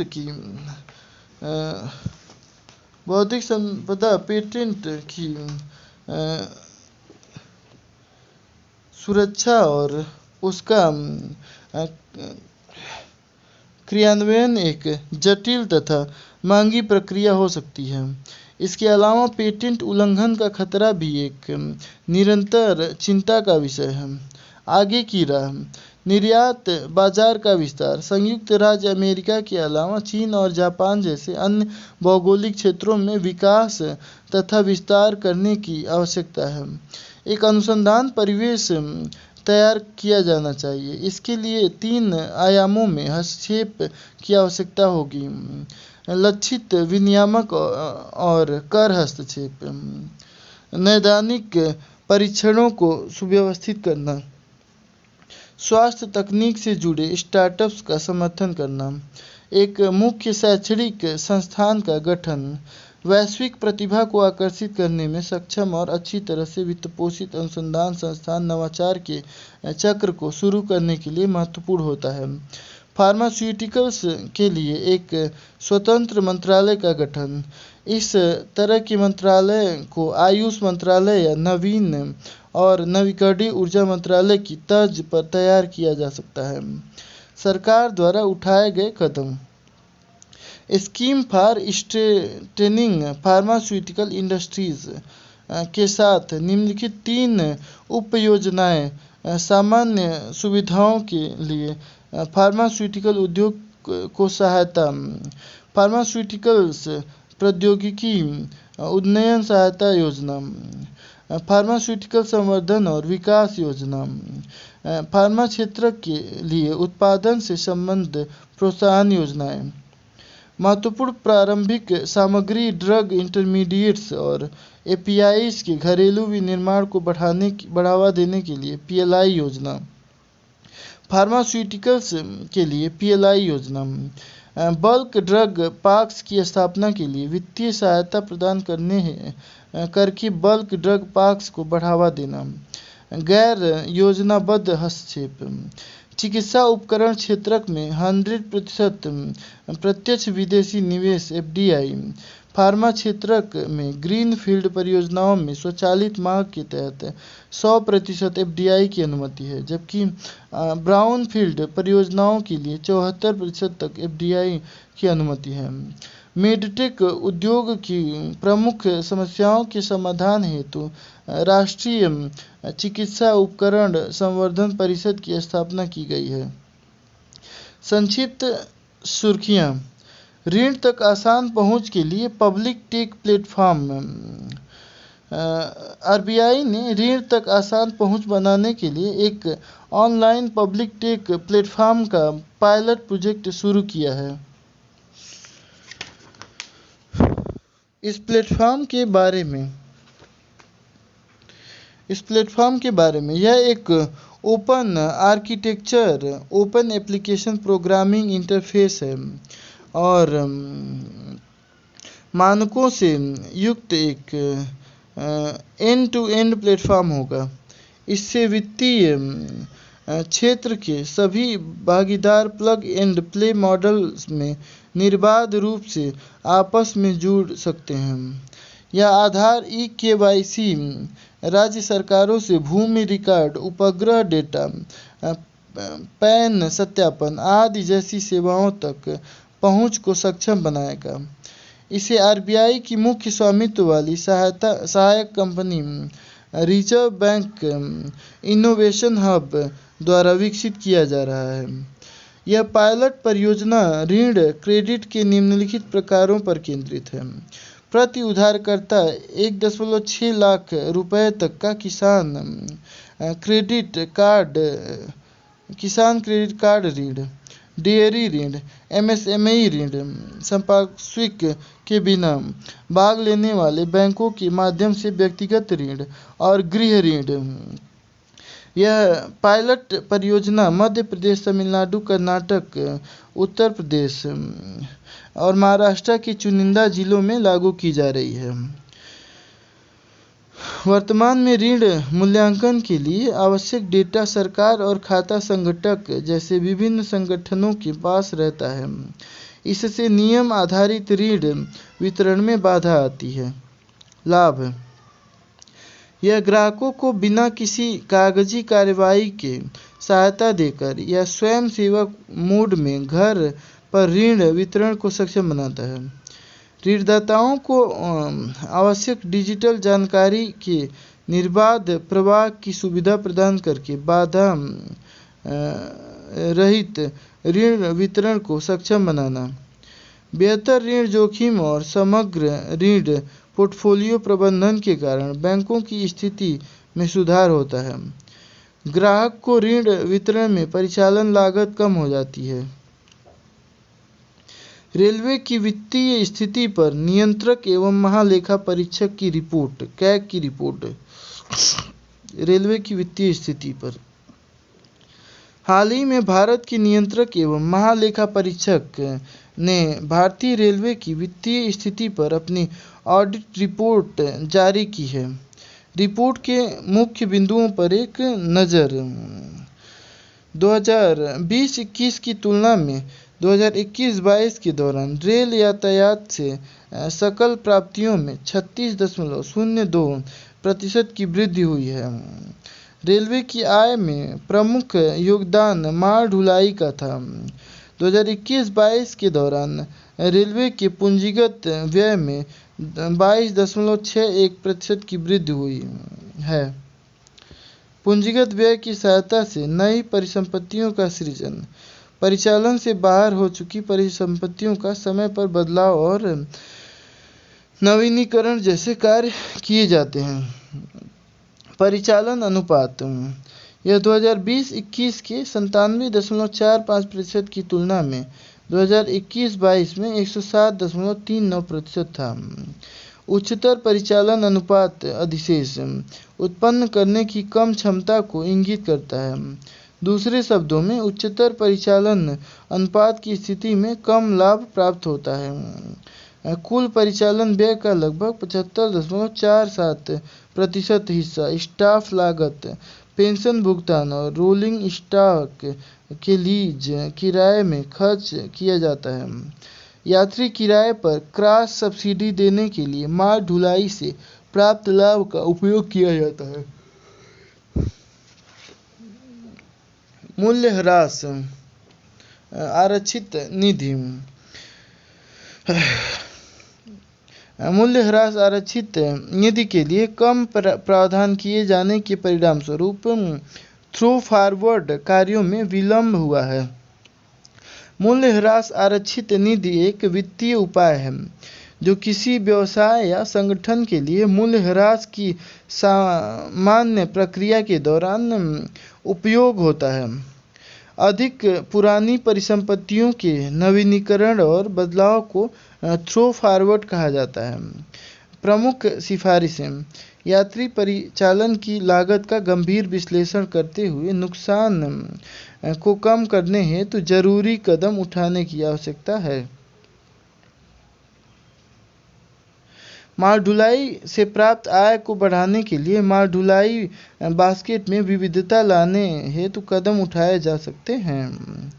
आंतरिक राजस्व के लिए आवश्यक कदम उठाने की आवश्यकता है। रेलवे प्रशासन को यह सुनिश्चित करना चाहिए कि सभी अस्वीकृत व्यय प्राथमिकता के आधार पर नियमित किए जाएं। व्यय के गलत वर्गीकरण के मामलों को कम करने के लिए आंतरिक नियंत्रण तंत्र को मजबूत किया जाना चाहिए।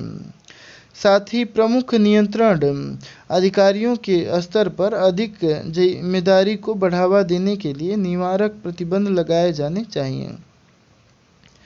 महारत्न और नवरत्न श्रेणी। केंद्रीय सार्वजनिक क्षेत्र के 2 उद्यमों को महारत्न और नवरत्न श्रेणी में अपग्रेड किया गया है। ये 2 CPSEs हैं, ऑयल इंडिया लिमिटेड और ONGC विदेश लिमिटेड। ऑयल इंडिया लिमिटेड पहले एक नवरत्न कंपनी थी, अब इसे महारत्न का दर्जा दिया गया है। ONGC विदेश लिमिटेड पहले एक मिनी रत्न कंपनी थी, अब इसे नवरत्न का दर्जा दिया गया है। CPSEs को मुख्य रूप से महारत्न, नवरत्न, मिनी रत्न और मिनी रत्न 2 श्रेणियों में वर्गीकृत किया जाता है। हालांकि लोक उद्योग विभाग सभी CPSEs के लिए नोडल विभाग है। पात्रता मानदंड दर्जा। पात्रता मानदंड महारत्न पहले से नवरत्न का दर्जा होना चाहिए। भारतीय स्टॉक एक्सचेंज में सूचीबद्ध होना चाहिए। पिछले 3 वर्षों तक औसत वार्षिक टर्नओवर 25,000 करोड़ रुपए होना चाहिए। पिछले 3 वर्षों तक औसत वार्षिक नेट वर्थ 15,000 करोड़ रुपए होनी चाहिए। पिछले 3 वर्षों तक औसत वार्षिक निव्वल लाभ कर भुगतान के बाद 5,000 करोड़ रुपए होना चाहिए। विश्व के अन्य देशों में भी महत्वपूर्ण उपस्थिति होनी चाहिए। नवरत्न CPSCs जो मिनी रत्न फर्स्ट और अनुसूची ए में है, पिछले 5 में से 3 वर्षों में उत्कृष्ट या बहुधा अच्छी रेटिंग प्राप्त की हो। वह प्रदर्शन संकेतकों में कुल स्कोर 60 या उससे अधिक का हो। इस प्रदर्शन संकेतकों में निव्वल लाभ, नेटवर्थ, सेवाओं की लागत, प्रति शेयर आय आदि शामिल है। मिनी रत्न श्रेणी 1 का दर्जा, पिछले 3 वर्षों में लगातार लाभ कमाया हो। कर पूर्ण लाभ 3 वर्षों से कम 1 वर्ष में 30 करोड़ रुपए या उससे अधिक है। पॉजिटिव नेटवर्थ की स्थिति होनी चाहिए। मिनी रत्न 2 का दर्जा, पिछले 3 साल से लगातार मुनाफा कमाया हो। पॉजिटिव नेटवर्थ की स्थिति होनी चाहिए। सरकार को देय किसी भी ऋण के पुनर्भुगतान ब्याज भुगतान में चूक नहीं हुई हो। बजटीय सहायता या सरकारी गारंटी पर निर्भर नहीं हो। ऑनशोरिंग द इंडियन इनोवेशंस 2 यानी कि गिफ्ट IFSCA पर रिपोर्ट। Onshoring the Indian innovations 2 GIFT IFSCA पर विशेषज्ञों की समिति ने अपनी रिपोर्ट सौंपी है। COE का उद्देश्य फ्लिपिंग के कारणों को समझना और भविष्य में स्टार्टअप्स के अन्य देशों में जाने से रोकने के लिए सुझाव देना है। फ्लिपिंग एक भारतीय कंपनी के संपूर्ण स्वामित्व को एक विदेशी कंपनी को हस्तांतरित करने की प्रक्रिया है। उदाहरण के लिए, कई भारतीय स्टार्टअप्स के स्वामित्व को सिंगापुर की कंपनियों को हस्तांतरित किया गया है।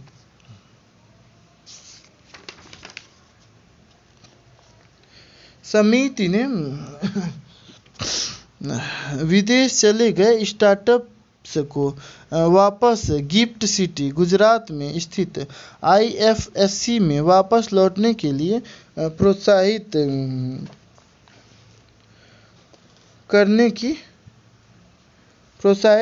की भी सिफारिश की है। COE का गठन अंतर्राष्ट्रीय वित्तीय सेवा केंद्र प्राधिकरण IFSCA ने किया था। अमेरिका और चीन के बाद भारत दुनिया का तीसरा सबसे बड़ा स्टार्टअप इकोसिस्टम वाला देश बन गया है। एक संस्था को स्टार्टअप माना जाएगा।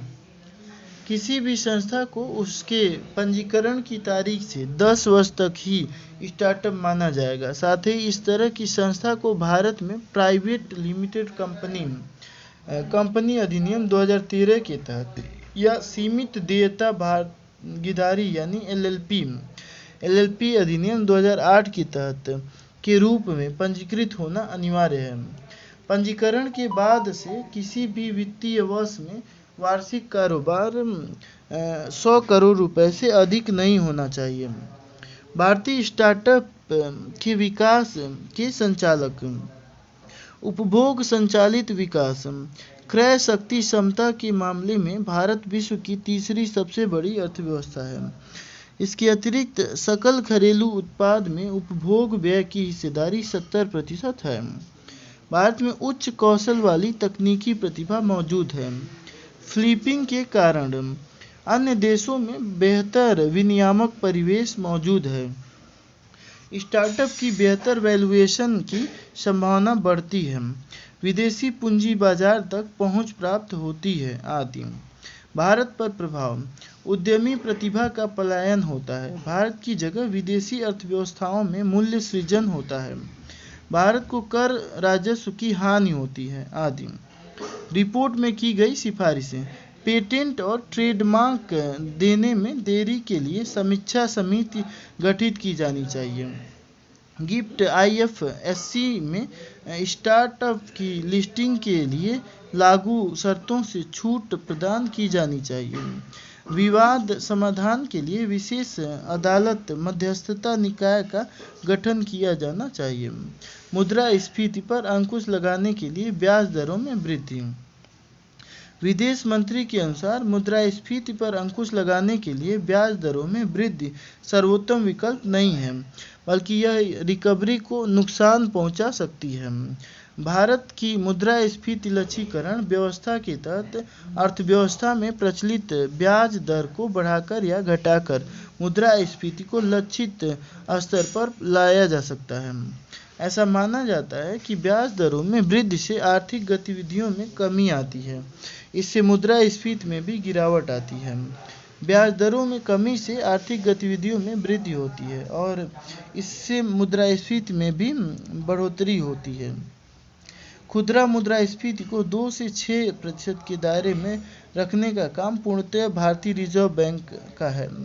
हालांकि RBI की सख्त मौद्रिक नीति के बावजूद भी खुदरा मुद्रास्फीति 7.4% से अधिक हो गई है। यदि मौद्रिक नीति को और सख्त किया जाता है तो इससे सकल घरेलू उत्पाद में गिरावट आ सकती है और बेरोजगारी में वृद्धि हो सकती है। मुद्रास्फीति को नियंत्रित करने में RBI की असमर्थता के कारण आपूर्ति मांग में अप्रत्याशित और अकालिक असंतुलन RBI की मौद्रिक नीति के दायरे से बाहर है। व्हाइट फ्लाइट डिजीज और असमान मानसून वितरण जैसे घरेलू कारकों ने सब्जियों की कीमतों को बढ़ाया है। भू राजनीतिक अनिश्चितताओं के कारण वस्तुओं की आपूर्ति में बाधा पैदा हुई है। इससे दुनिया भर में मुद्रास्फीति बढ़ रही है। इस स्थिति में सरकार मुद्रास्फीति को नियंत्रित करने के लिए मौद्रिक नीति के पूरक के रूप में राजकोषीय उपायों का उपयोग कर सकती है।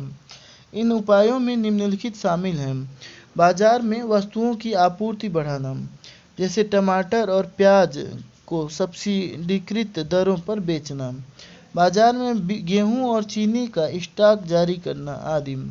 पेट्रोल और डीजल पर कर को कम करना। गोल्डीलॉक्स परिदृश्य।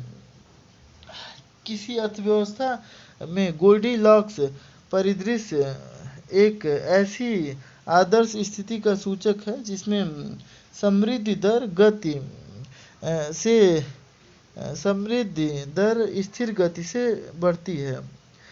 इसमें आर्थिक समृद्धि दर न तो इतनी उच्च होती है जो मुद्रास्फीति में वृद्धि कर दे और न ही इतनी कम होती है जो स्लो डाउन का कारण बने।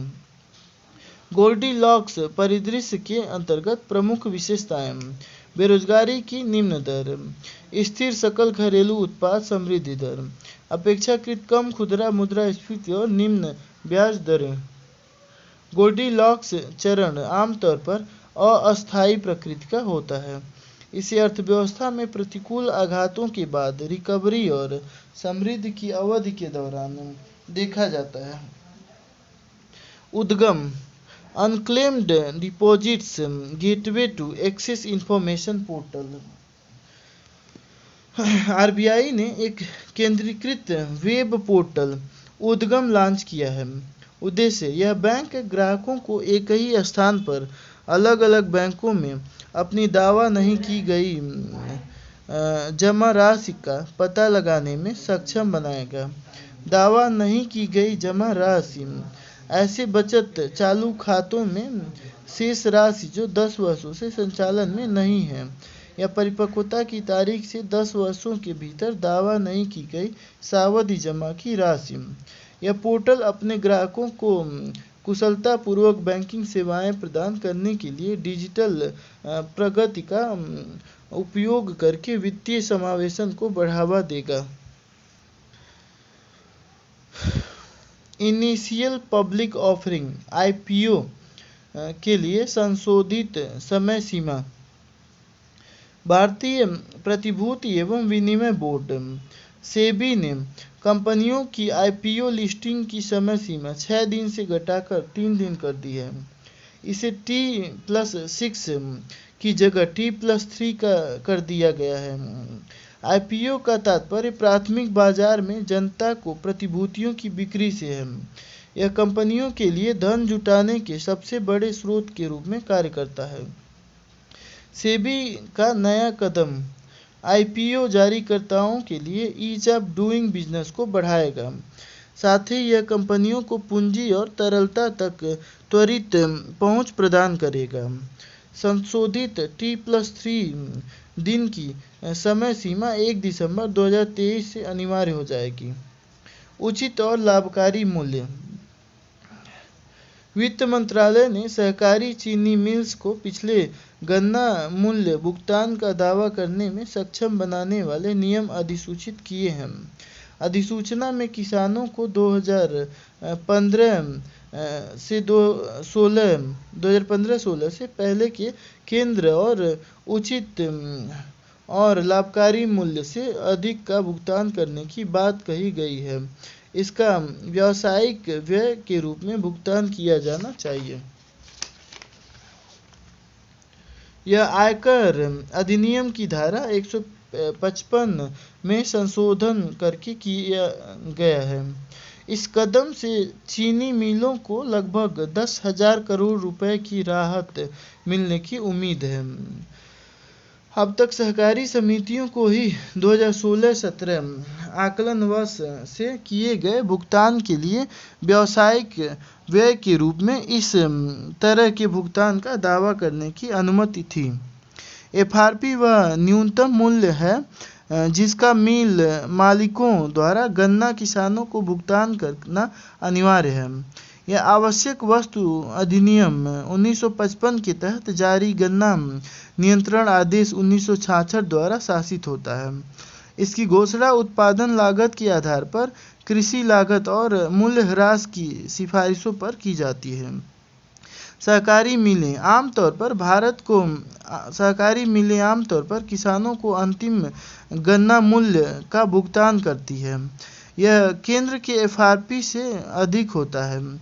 ऐसा राज्य परामर्शी मूल्य आमतौर पर एफआरपी से अधिक और किसान संघों की मांग के कारण किया जाता है। ऑनलाइन भी किया जाता है। एफआरपी से संबंधित अन्य मुद्दे।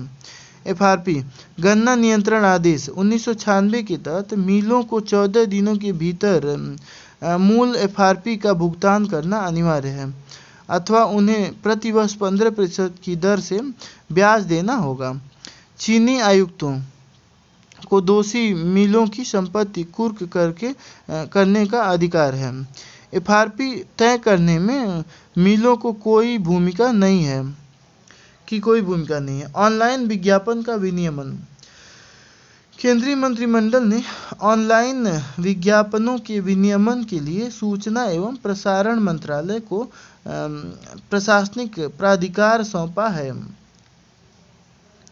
इसके कार्य आवंटन नियम 1961 में संशोधन किया गया है।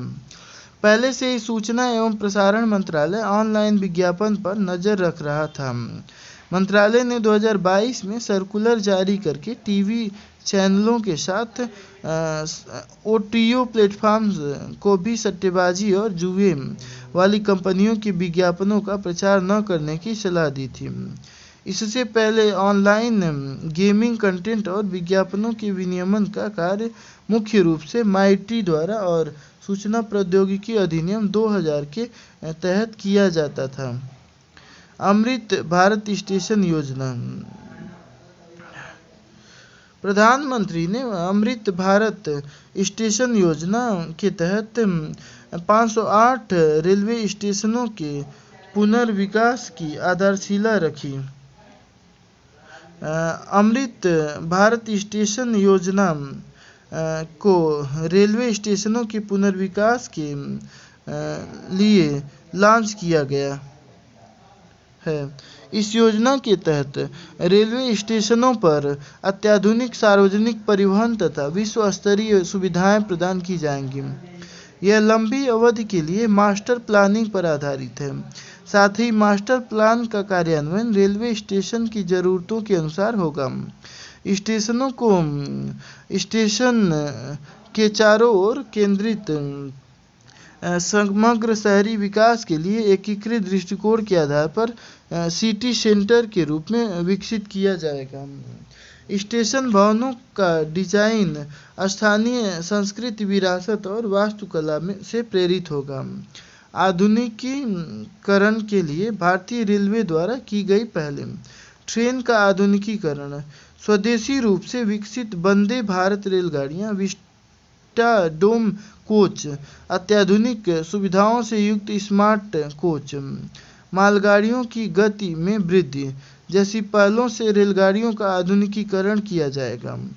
सिग्नलिंग और सुरक्षा प्रणालियां। इनमें ट्रैकिंग के लिए रियल टाइम इंफॉर्मेशन सिस्टम (आरटीआईज), लिंक हाफमैन बुश कोच, स्वदेशी रूप से विकसित ट्रेन टक्कर बचाव प्रणाली, कवच, इलेक्ट्रॉनिक इंटरलॉकिंग सिस्टम जैसी नई विशेषताएं शामिल हैं। जलवायु परिवर्तन से निपटना। डेडिकेटेड फ्रेट कॉरिडोर की स्थापना। सभी रेलवे पटरियों के विद्युतीकरण का कार्य पूरा करके 2030 तक रेलवे को शून्य कार्बन उत्सर्जक संस्था बनाना जैसी पहलों से इस लक्ष्य की प्राप्ति की जाएगी। अन्य पहलें। ब्रॉड गेज पर सभी मानव रहित लेवल क्रॉसिंग को समाप्त कर दिया जाएगा। स्टेशनों पर वाईफाई सेवाएं उपलब्ध कराई जाएंगी। एक स्टेशन एक उत्पाद योजना शुरू की जाएगी आदि। रुकी हुई आवास परियोजनाएं। रुकी हुई आवास परियोजनाओं पर गठित समिति ने आवासन और शहरी कार्य मंत्रालय के समक्ष अपनी रिपोर्ट प्रस्तुत की। इस समिति का गठन केंद्रीय सलाहकार परिषद की सिफारिश पर महुआ ने किया था। सीएसी का गठन रियल एस्टेट विनियमन और विकास अधिनियम 2016 के तहत किया गया था। इस परिषद का अध्यक्ष आवासन और शहरी कार्य मंत्री हैं। रिपोर्ट के मुख्य बिंदु। लगभग 4.12 लाख आवासीय इकाइयां निर्माणाधीन हैं, जिनका मूल्य 4.08 लाख करोड़ रुपए है। इनमें से 44% इकाइयां राष्ट्रीय राजधानी क्षेत्र दिल्ली से संबंधित हैं। परियोजनाओं के अवरुद्ध रहने का मुख्य कारण वित्तीय व्यवहार्यता की कमी है। इसकी वजह से परियोजनाओं की लागत में वृद्धि हो जाती है और इनमें पूरा होने में देरी होती है। परियोजना से जुड़ी समस्याओं का समाधान करने से अधिक आवासीय इकाइयों का निर्माण संभव हो सकेगा तथा आर्थिक समृद्धि को भी गति मिलेगी। रिपोर्ट में की गई सिफारिशें। प्रमुख सिफारिशें। रियल एस्टेट विनियामक प्राधिकरण के तहत अनिवार्य पंजीकरण। यह हाउसिंग डेवलपर्स को उनके कार्यों और घर खरीदारों के साथ किए गए वादों के प्रति जवाबदेह बनाने के लिए जरूरी है। पुनर्सुधार पैकेज। रुकी हुई परियोजनाओं को वित्तीय रूप से व्यवहार्य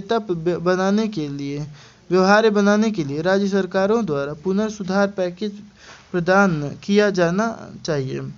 रुकी हुई परियोजनाओं का वित्त पोषण करना, इसे प्राथमिकता देना चाहिए। साथ ही किफायती एवं मध्यम आय वर्गीय आवास हेतु विशेष विंडो स्वामी कोष का उपयोग करना चाहिए। रुकी हुई परियोजनाओं का समाधान। सभी हितधारकों, डेवलपर्स, फाइनेंसर, भूमि प्राधिकरण आदि को हेयर कट की प्रक्रिया अपनानी चाहिए। हेयर कट के तहत किसी लेनदार को जितना बकाया अपेक्षित धन प्राप्त करना होता है वह उससे कम धन प्राप्त करने के लिए सहमत हो जाता है। वित्तपोषण आकर्षित करने के लिए परियोजनाओं की आंतरिक रिटर्न दर में सुधार करना चाहिए। भारतीय दिवाला और शोधन क्षमता संहिता जैसी न्यायिक कार्यवाही को लेकर केवल अंतिम उपाय के रूप में अपनाना चाहिए। रियल एस्टेट विनियमन और विकास अधिनियम 2016। प्रत्येक राज्य में रियल एस्टेट विनियामक प्राधिकरण की स्थापना करना। यह कानून बेईमान बिल्डर्स द्वारा आवास उपलब्ध कराने में देरी और धोखाधड़ी की स्थिति में उपभोक्ताओं को सुरक्षात्मक उपाय प्रदान करता है। उन सभी परियोजनाओं को जो 500 वर्ग मीटर से अधिक की भूमि पर विकसित की जा रही हैं या जिनके तहत बनाए जाने वाले अपार्टमेंट की संख्या 8 से अधिक है, उन्हें संबंधित राज्य के रेरा में पंजीकृत किया जाना चाहिए, अनिवार्य है। रेरा रियल एस्टेट परियोजनाओं को विनियमित करने के लिए प्रशासनिक, अर्ध न्यायिक, दंडात्मक, विनियात्मक और अनुपालन संबंधी कार्य करता है।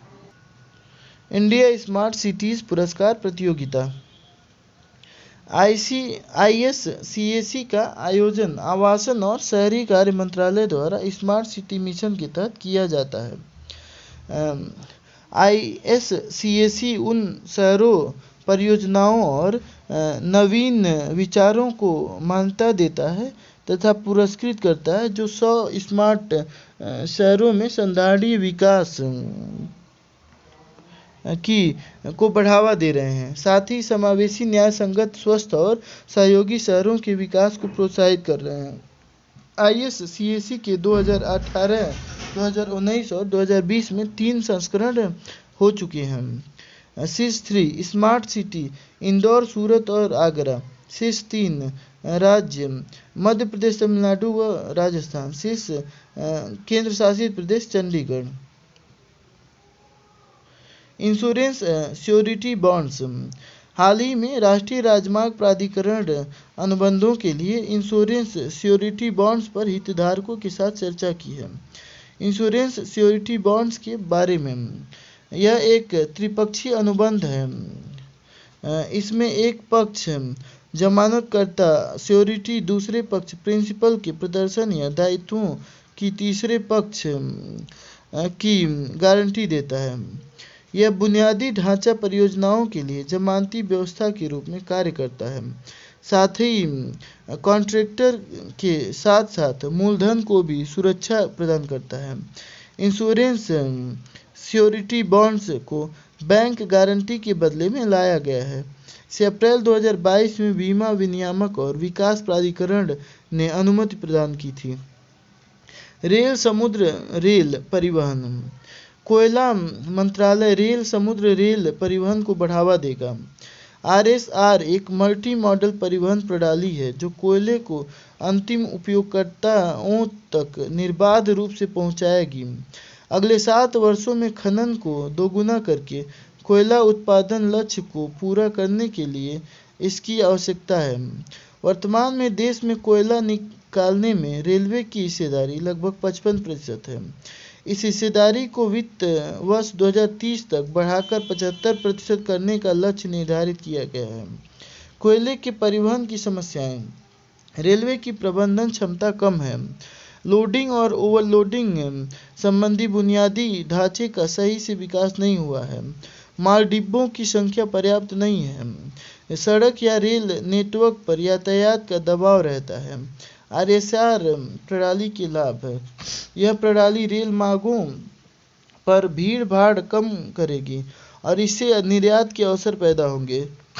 यह अंतिम उपयोगकर्ताओं राज्यों के लिए लॉजिस्टिक लागत कम करेगी। एक लचीली एवं कुशल कोयला आपूर्ति प्रणाली सुनिश्चित करेगी, कार्बन फुटप्रिंट को कम करेगी आदि। कोयले के परिवहन के लिए शुरू की गई पहले 885 मीट्रिक टन क्षमता वाली लगभग 67 फर्स्ट माइल कनेक्टिविटी परियोजनाएं कार्यान्वित की जा रही हैं। कोयला मंत्रालय ने राष्ट्रीय कोयला लॉजिस्टिक योजना का मसौदा जारी किया है। भारत में कोयला। भारत में अनुमानित कोयला भंडार 3,61,411.46 मिलियन टन है। इनमें से अधिकतर ओडिशा, झारखंड और छत्तीसगढ़ राज्यों में स्थित हैं। उपभोग केंद्र। कोयला आधारित विद्युत उत्पादन संयंत्र कोयला उत्पादन केंद्रों के निकट अवस्थित है और अन्य कोयला चालित उद्योग उत्तरीय या तटीय क्षेत्रों में स्थित है। मेरा बिल मेरा अधिकार योजना। केंद्रीय अप्रत्यक्ष कर और सीमा शुल्क बोर्ड प्रायोगिक आधार पर 1 सितंबर 2023 से मेरा बिल मेरा अधिकार योजना शुरू कर रहा है। यह एक इनवॉइस प्रोत्साहन योजना है। इसका उद्देश्य आम जनता को अपना बिल मांगने के अधिकार और हक के प्रति जागरूक करना है तथा इस प्रकार उनमें सांस्कृतिक व व्यवहारिक परिवर्तन लाना है। प्रमुख विशेषताएं: इसमें जीएसटी इनवॉइस अपलोड करने पर लोगों को 10,000 से 1 करोड़ रुपए तक के नकद पुरस्कार देने की घोषणा की गई है। जीएसटी पंजीकृत आपूर्तिकर्ताओं द्वारा उपभोक्ताओं को जारी किए गए सभी B2C इनवॉइस योजना के लिए पात्र होंगे। पात्रता के लिए इनवॉइस का न्यूनतम मूल्य 200 रुपये होने चाहिए। High price day ahead market and surplus power portal: केंद्रीय विद्युत मंत्रालय ने पुष्प पोर्टल लॉन्च किया है। इसका उद्देश्य सीजन में पीक डिमांड के दौरान बिजली की अधिक उपलब्धता सुनिश्चित करना है। विद्युत वितरण कंपनियां डिस्कॉम्स ब्लॉक टाइम दिन महीने के आधार पर पोर्टल पर अपने अधिशेष विद्युत के आंकड़े दर्शा सकेंगी। जिन डिस्कॉम्स को बिजली की ज़रूरत है वे अधिशेष बिजली की मांग कर सकेंगे। इससे डिस्कॉम्स पर फिक्स्ड कास्ट का बोझ कम होगा और उपलब्ध उत्पादन क्षमता का उपयोग किया जा सकेगा। फिक्स्ड कास्ट यह एक प्रकार का व्यय है जो बिक्री या उत्पादन की मात्रा बढ़ने या घटने पर नहीं बदलता है। नमो 108 कमल: वैज्ञानिक तथा औद्योगिक अनुसंधान परिषद CSIR राष्ट्रीय वनस्पति अनुसंधान संस्थान लखनऊ में नमो 108 नाम से कमल की एक किस्म का अनावरण किया गया। इसे CSIR की वन वीक वन लैब पहल के तहत प्रस्तुत किया गया है। OWOL एक के तहत प्रत्येक प्रयोगशाला एक सप्ताह तक अपने इतिहास और वैज्ञानिक उपलब्धियों का प्रदर्शन करेगी। कमल की इस किस्म की खोज कई साल पहले मणिपुर में की गई थी। यह भारत में कमल की एकमात्र ऐसी किस्म है जिसका जीनोम अनुक्रमण किया गया है। देश के अन्य हिस्सों में इसकी खेती को बढ़ावा देने के लिए बागवानी मिशन के तहत लोटस मिशन भी शुरू किया गया है। भगवा अनार: कृषि और प्रसंस्कृत खाद्य उत्पाद निर्यात विकास प्राधिकरण ने राष्ट्रीय पादप संरक्षण संगठन के सहयोग से संयुक्त राज्य अमेरिका को भगवा अनार के पहले परीक्षण शिपमेंट के निर्यात में मदद की है। भगवा केसरिया रंग अनार के बारे में इसमें एंटीऑक्सीडेंट की उच्च मात्रा होती है और यह सुपर फ्रूट की विशेषताओं से युक्त है। महाराष्ट्र का सोलापुर भारत से अनार निर्यात में लगभग 50% का योगदान देता है। अपेडा: कृषि और प्रसंस्कृत खाद्य उत्पाद निर्यात विकास प्राधिकरण अधिनियम 1985 के तहत गठित एक सांविधिक निकाय है। यह कृषि जिन्सों के लिए शीर्ष निर्यात व्यापार संवर्धन प्राधिकरण है। राष्ट्रीय पादप संरक्षण संगठन NPPO वनस्पति संरक्षण संगरोध एवं संग्रह निदेशालय भारत का NPPO है। यह कृषि जिन्सों के निर्यात के लिए फाइटोसैनिटरी संबंधी सभी जिम्मेदारियां निभाता है।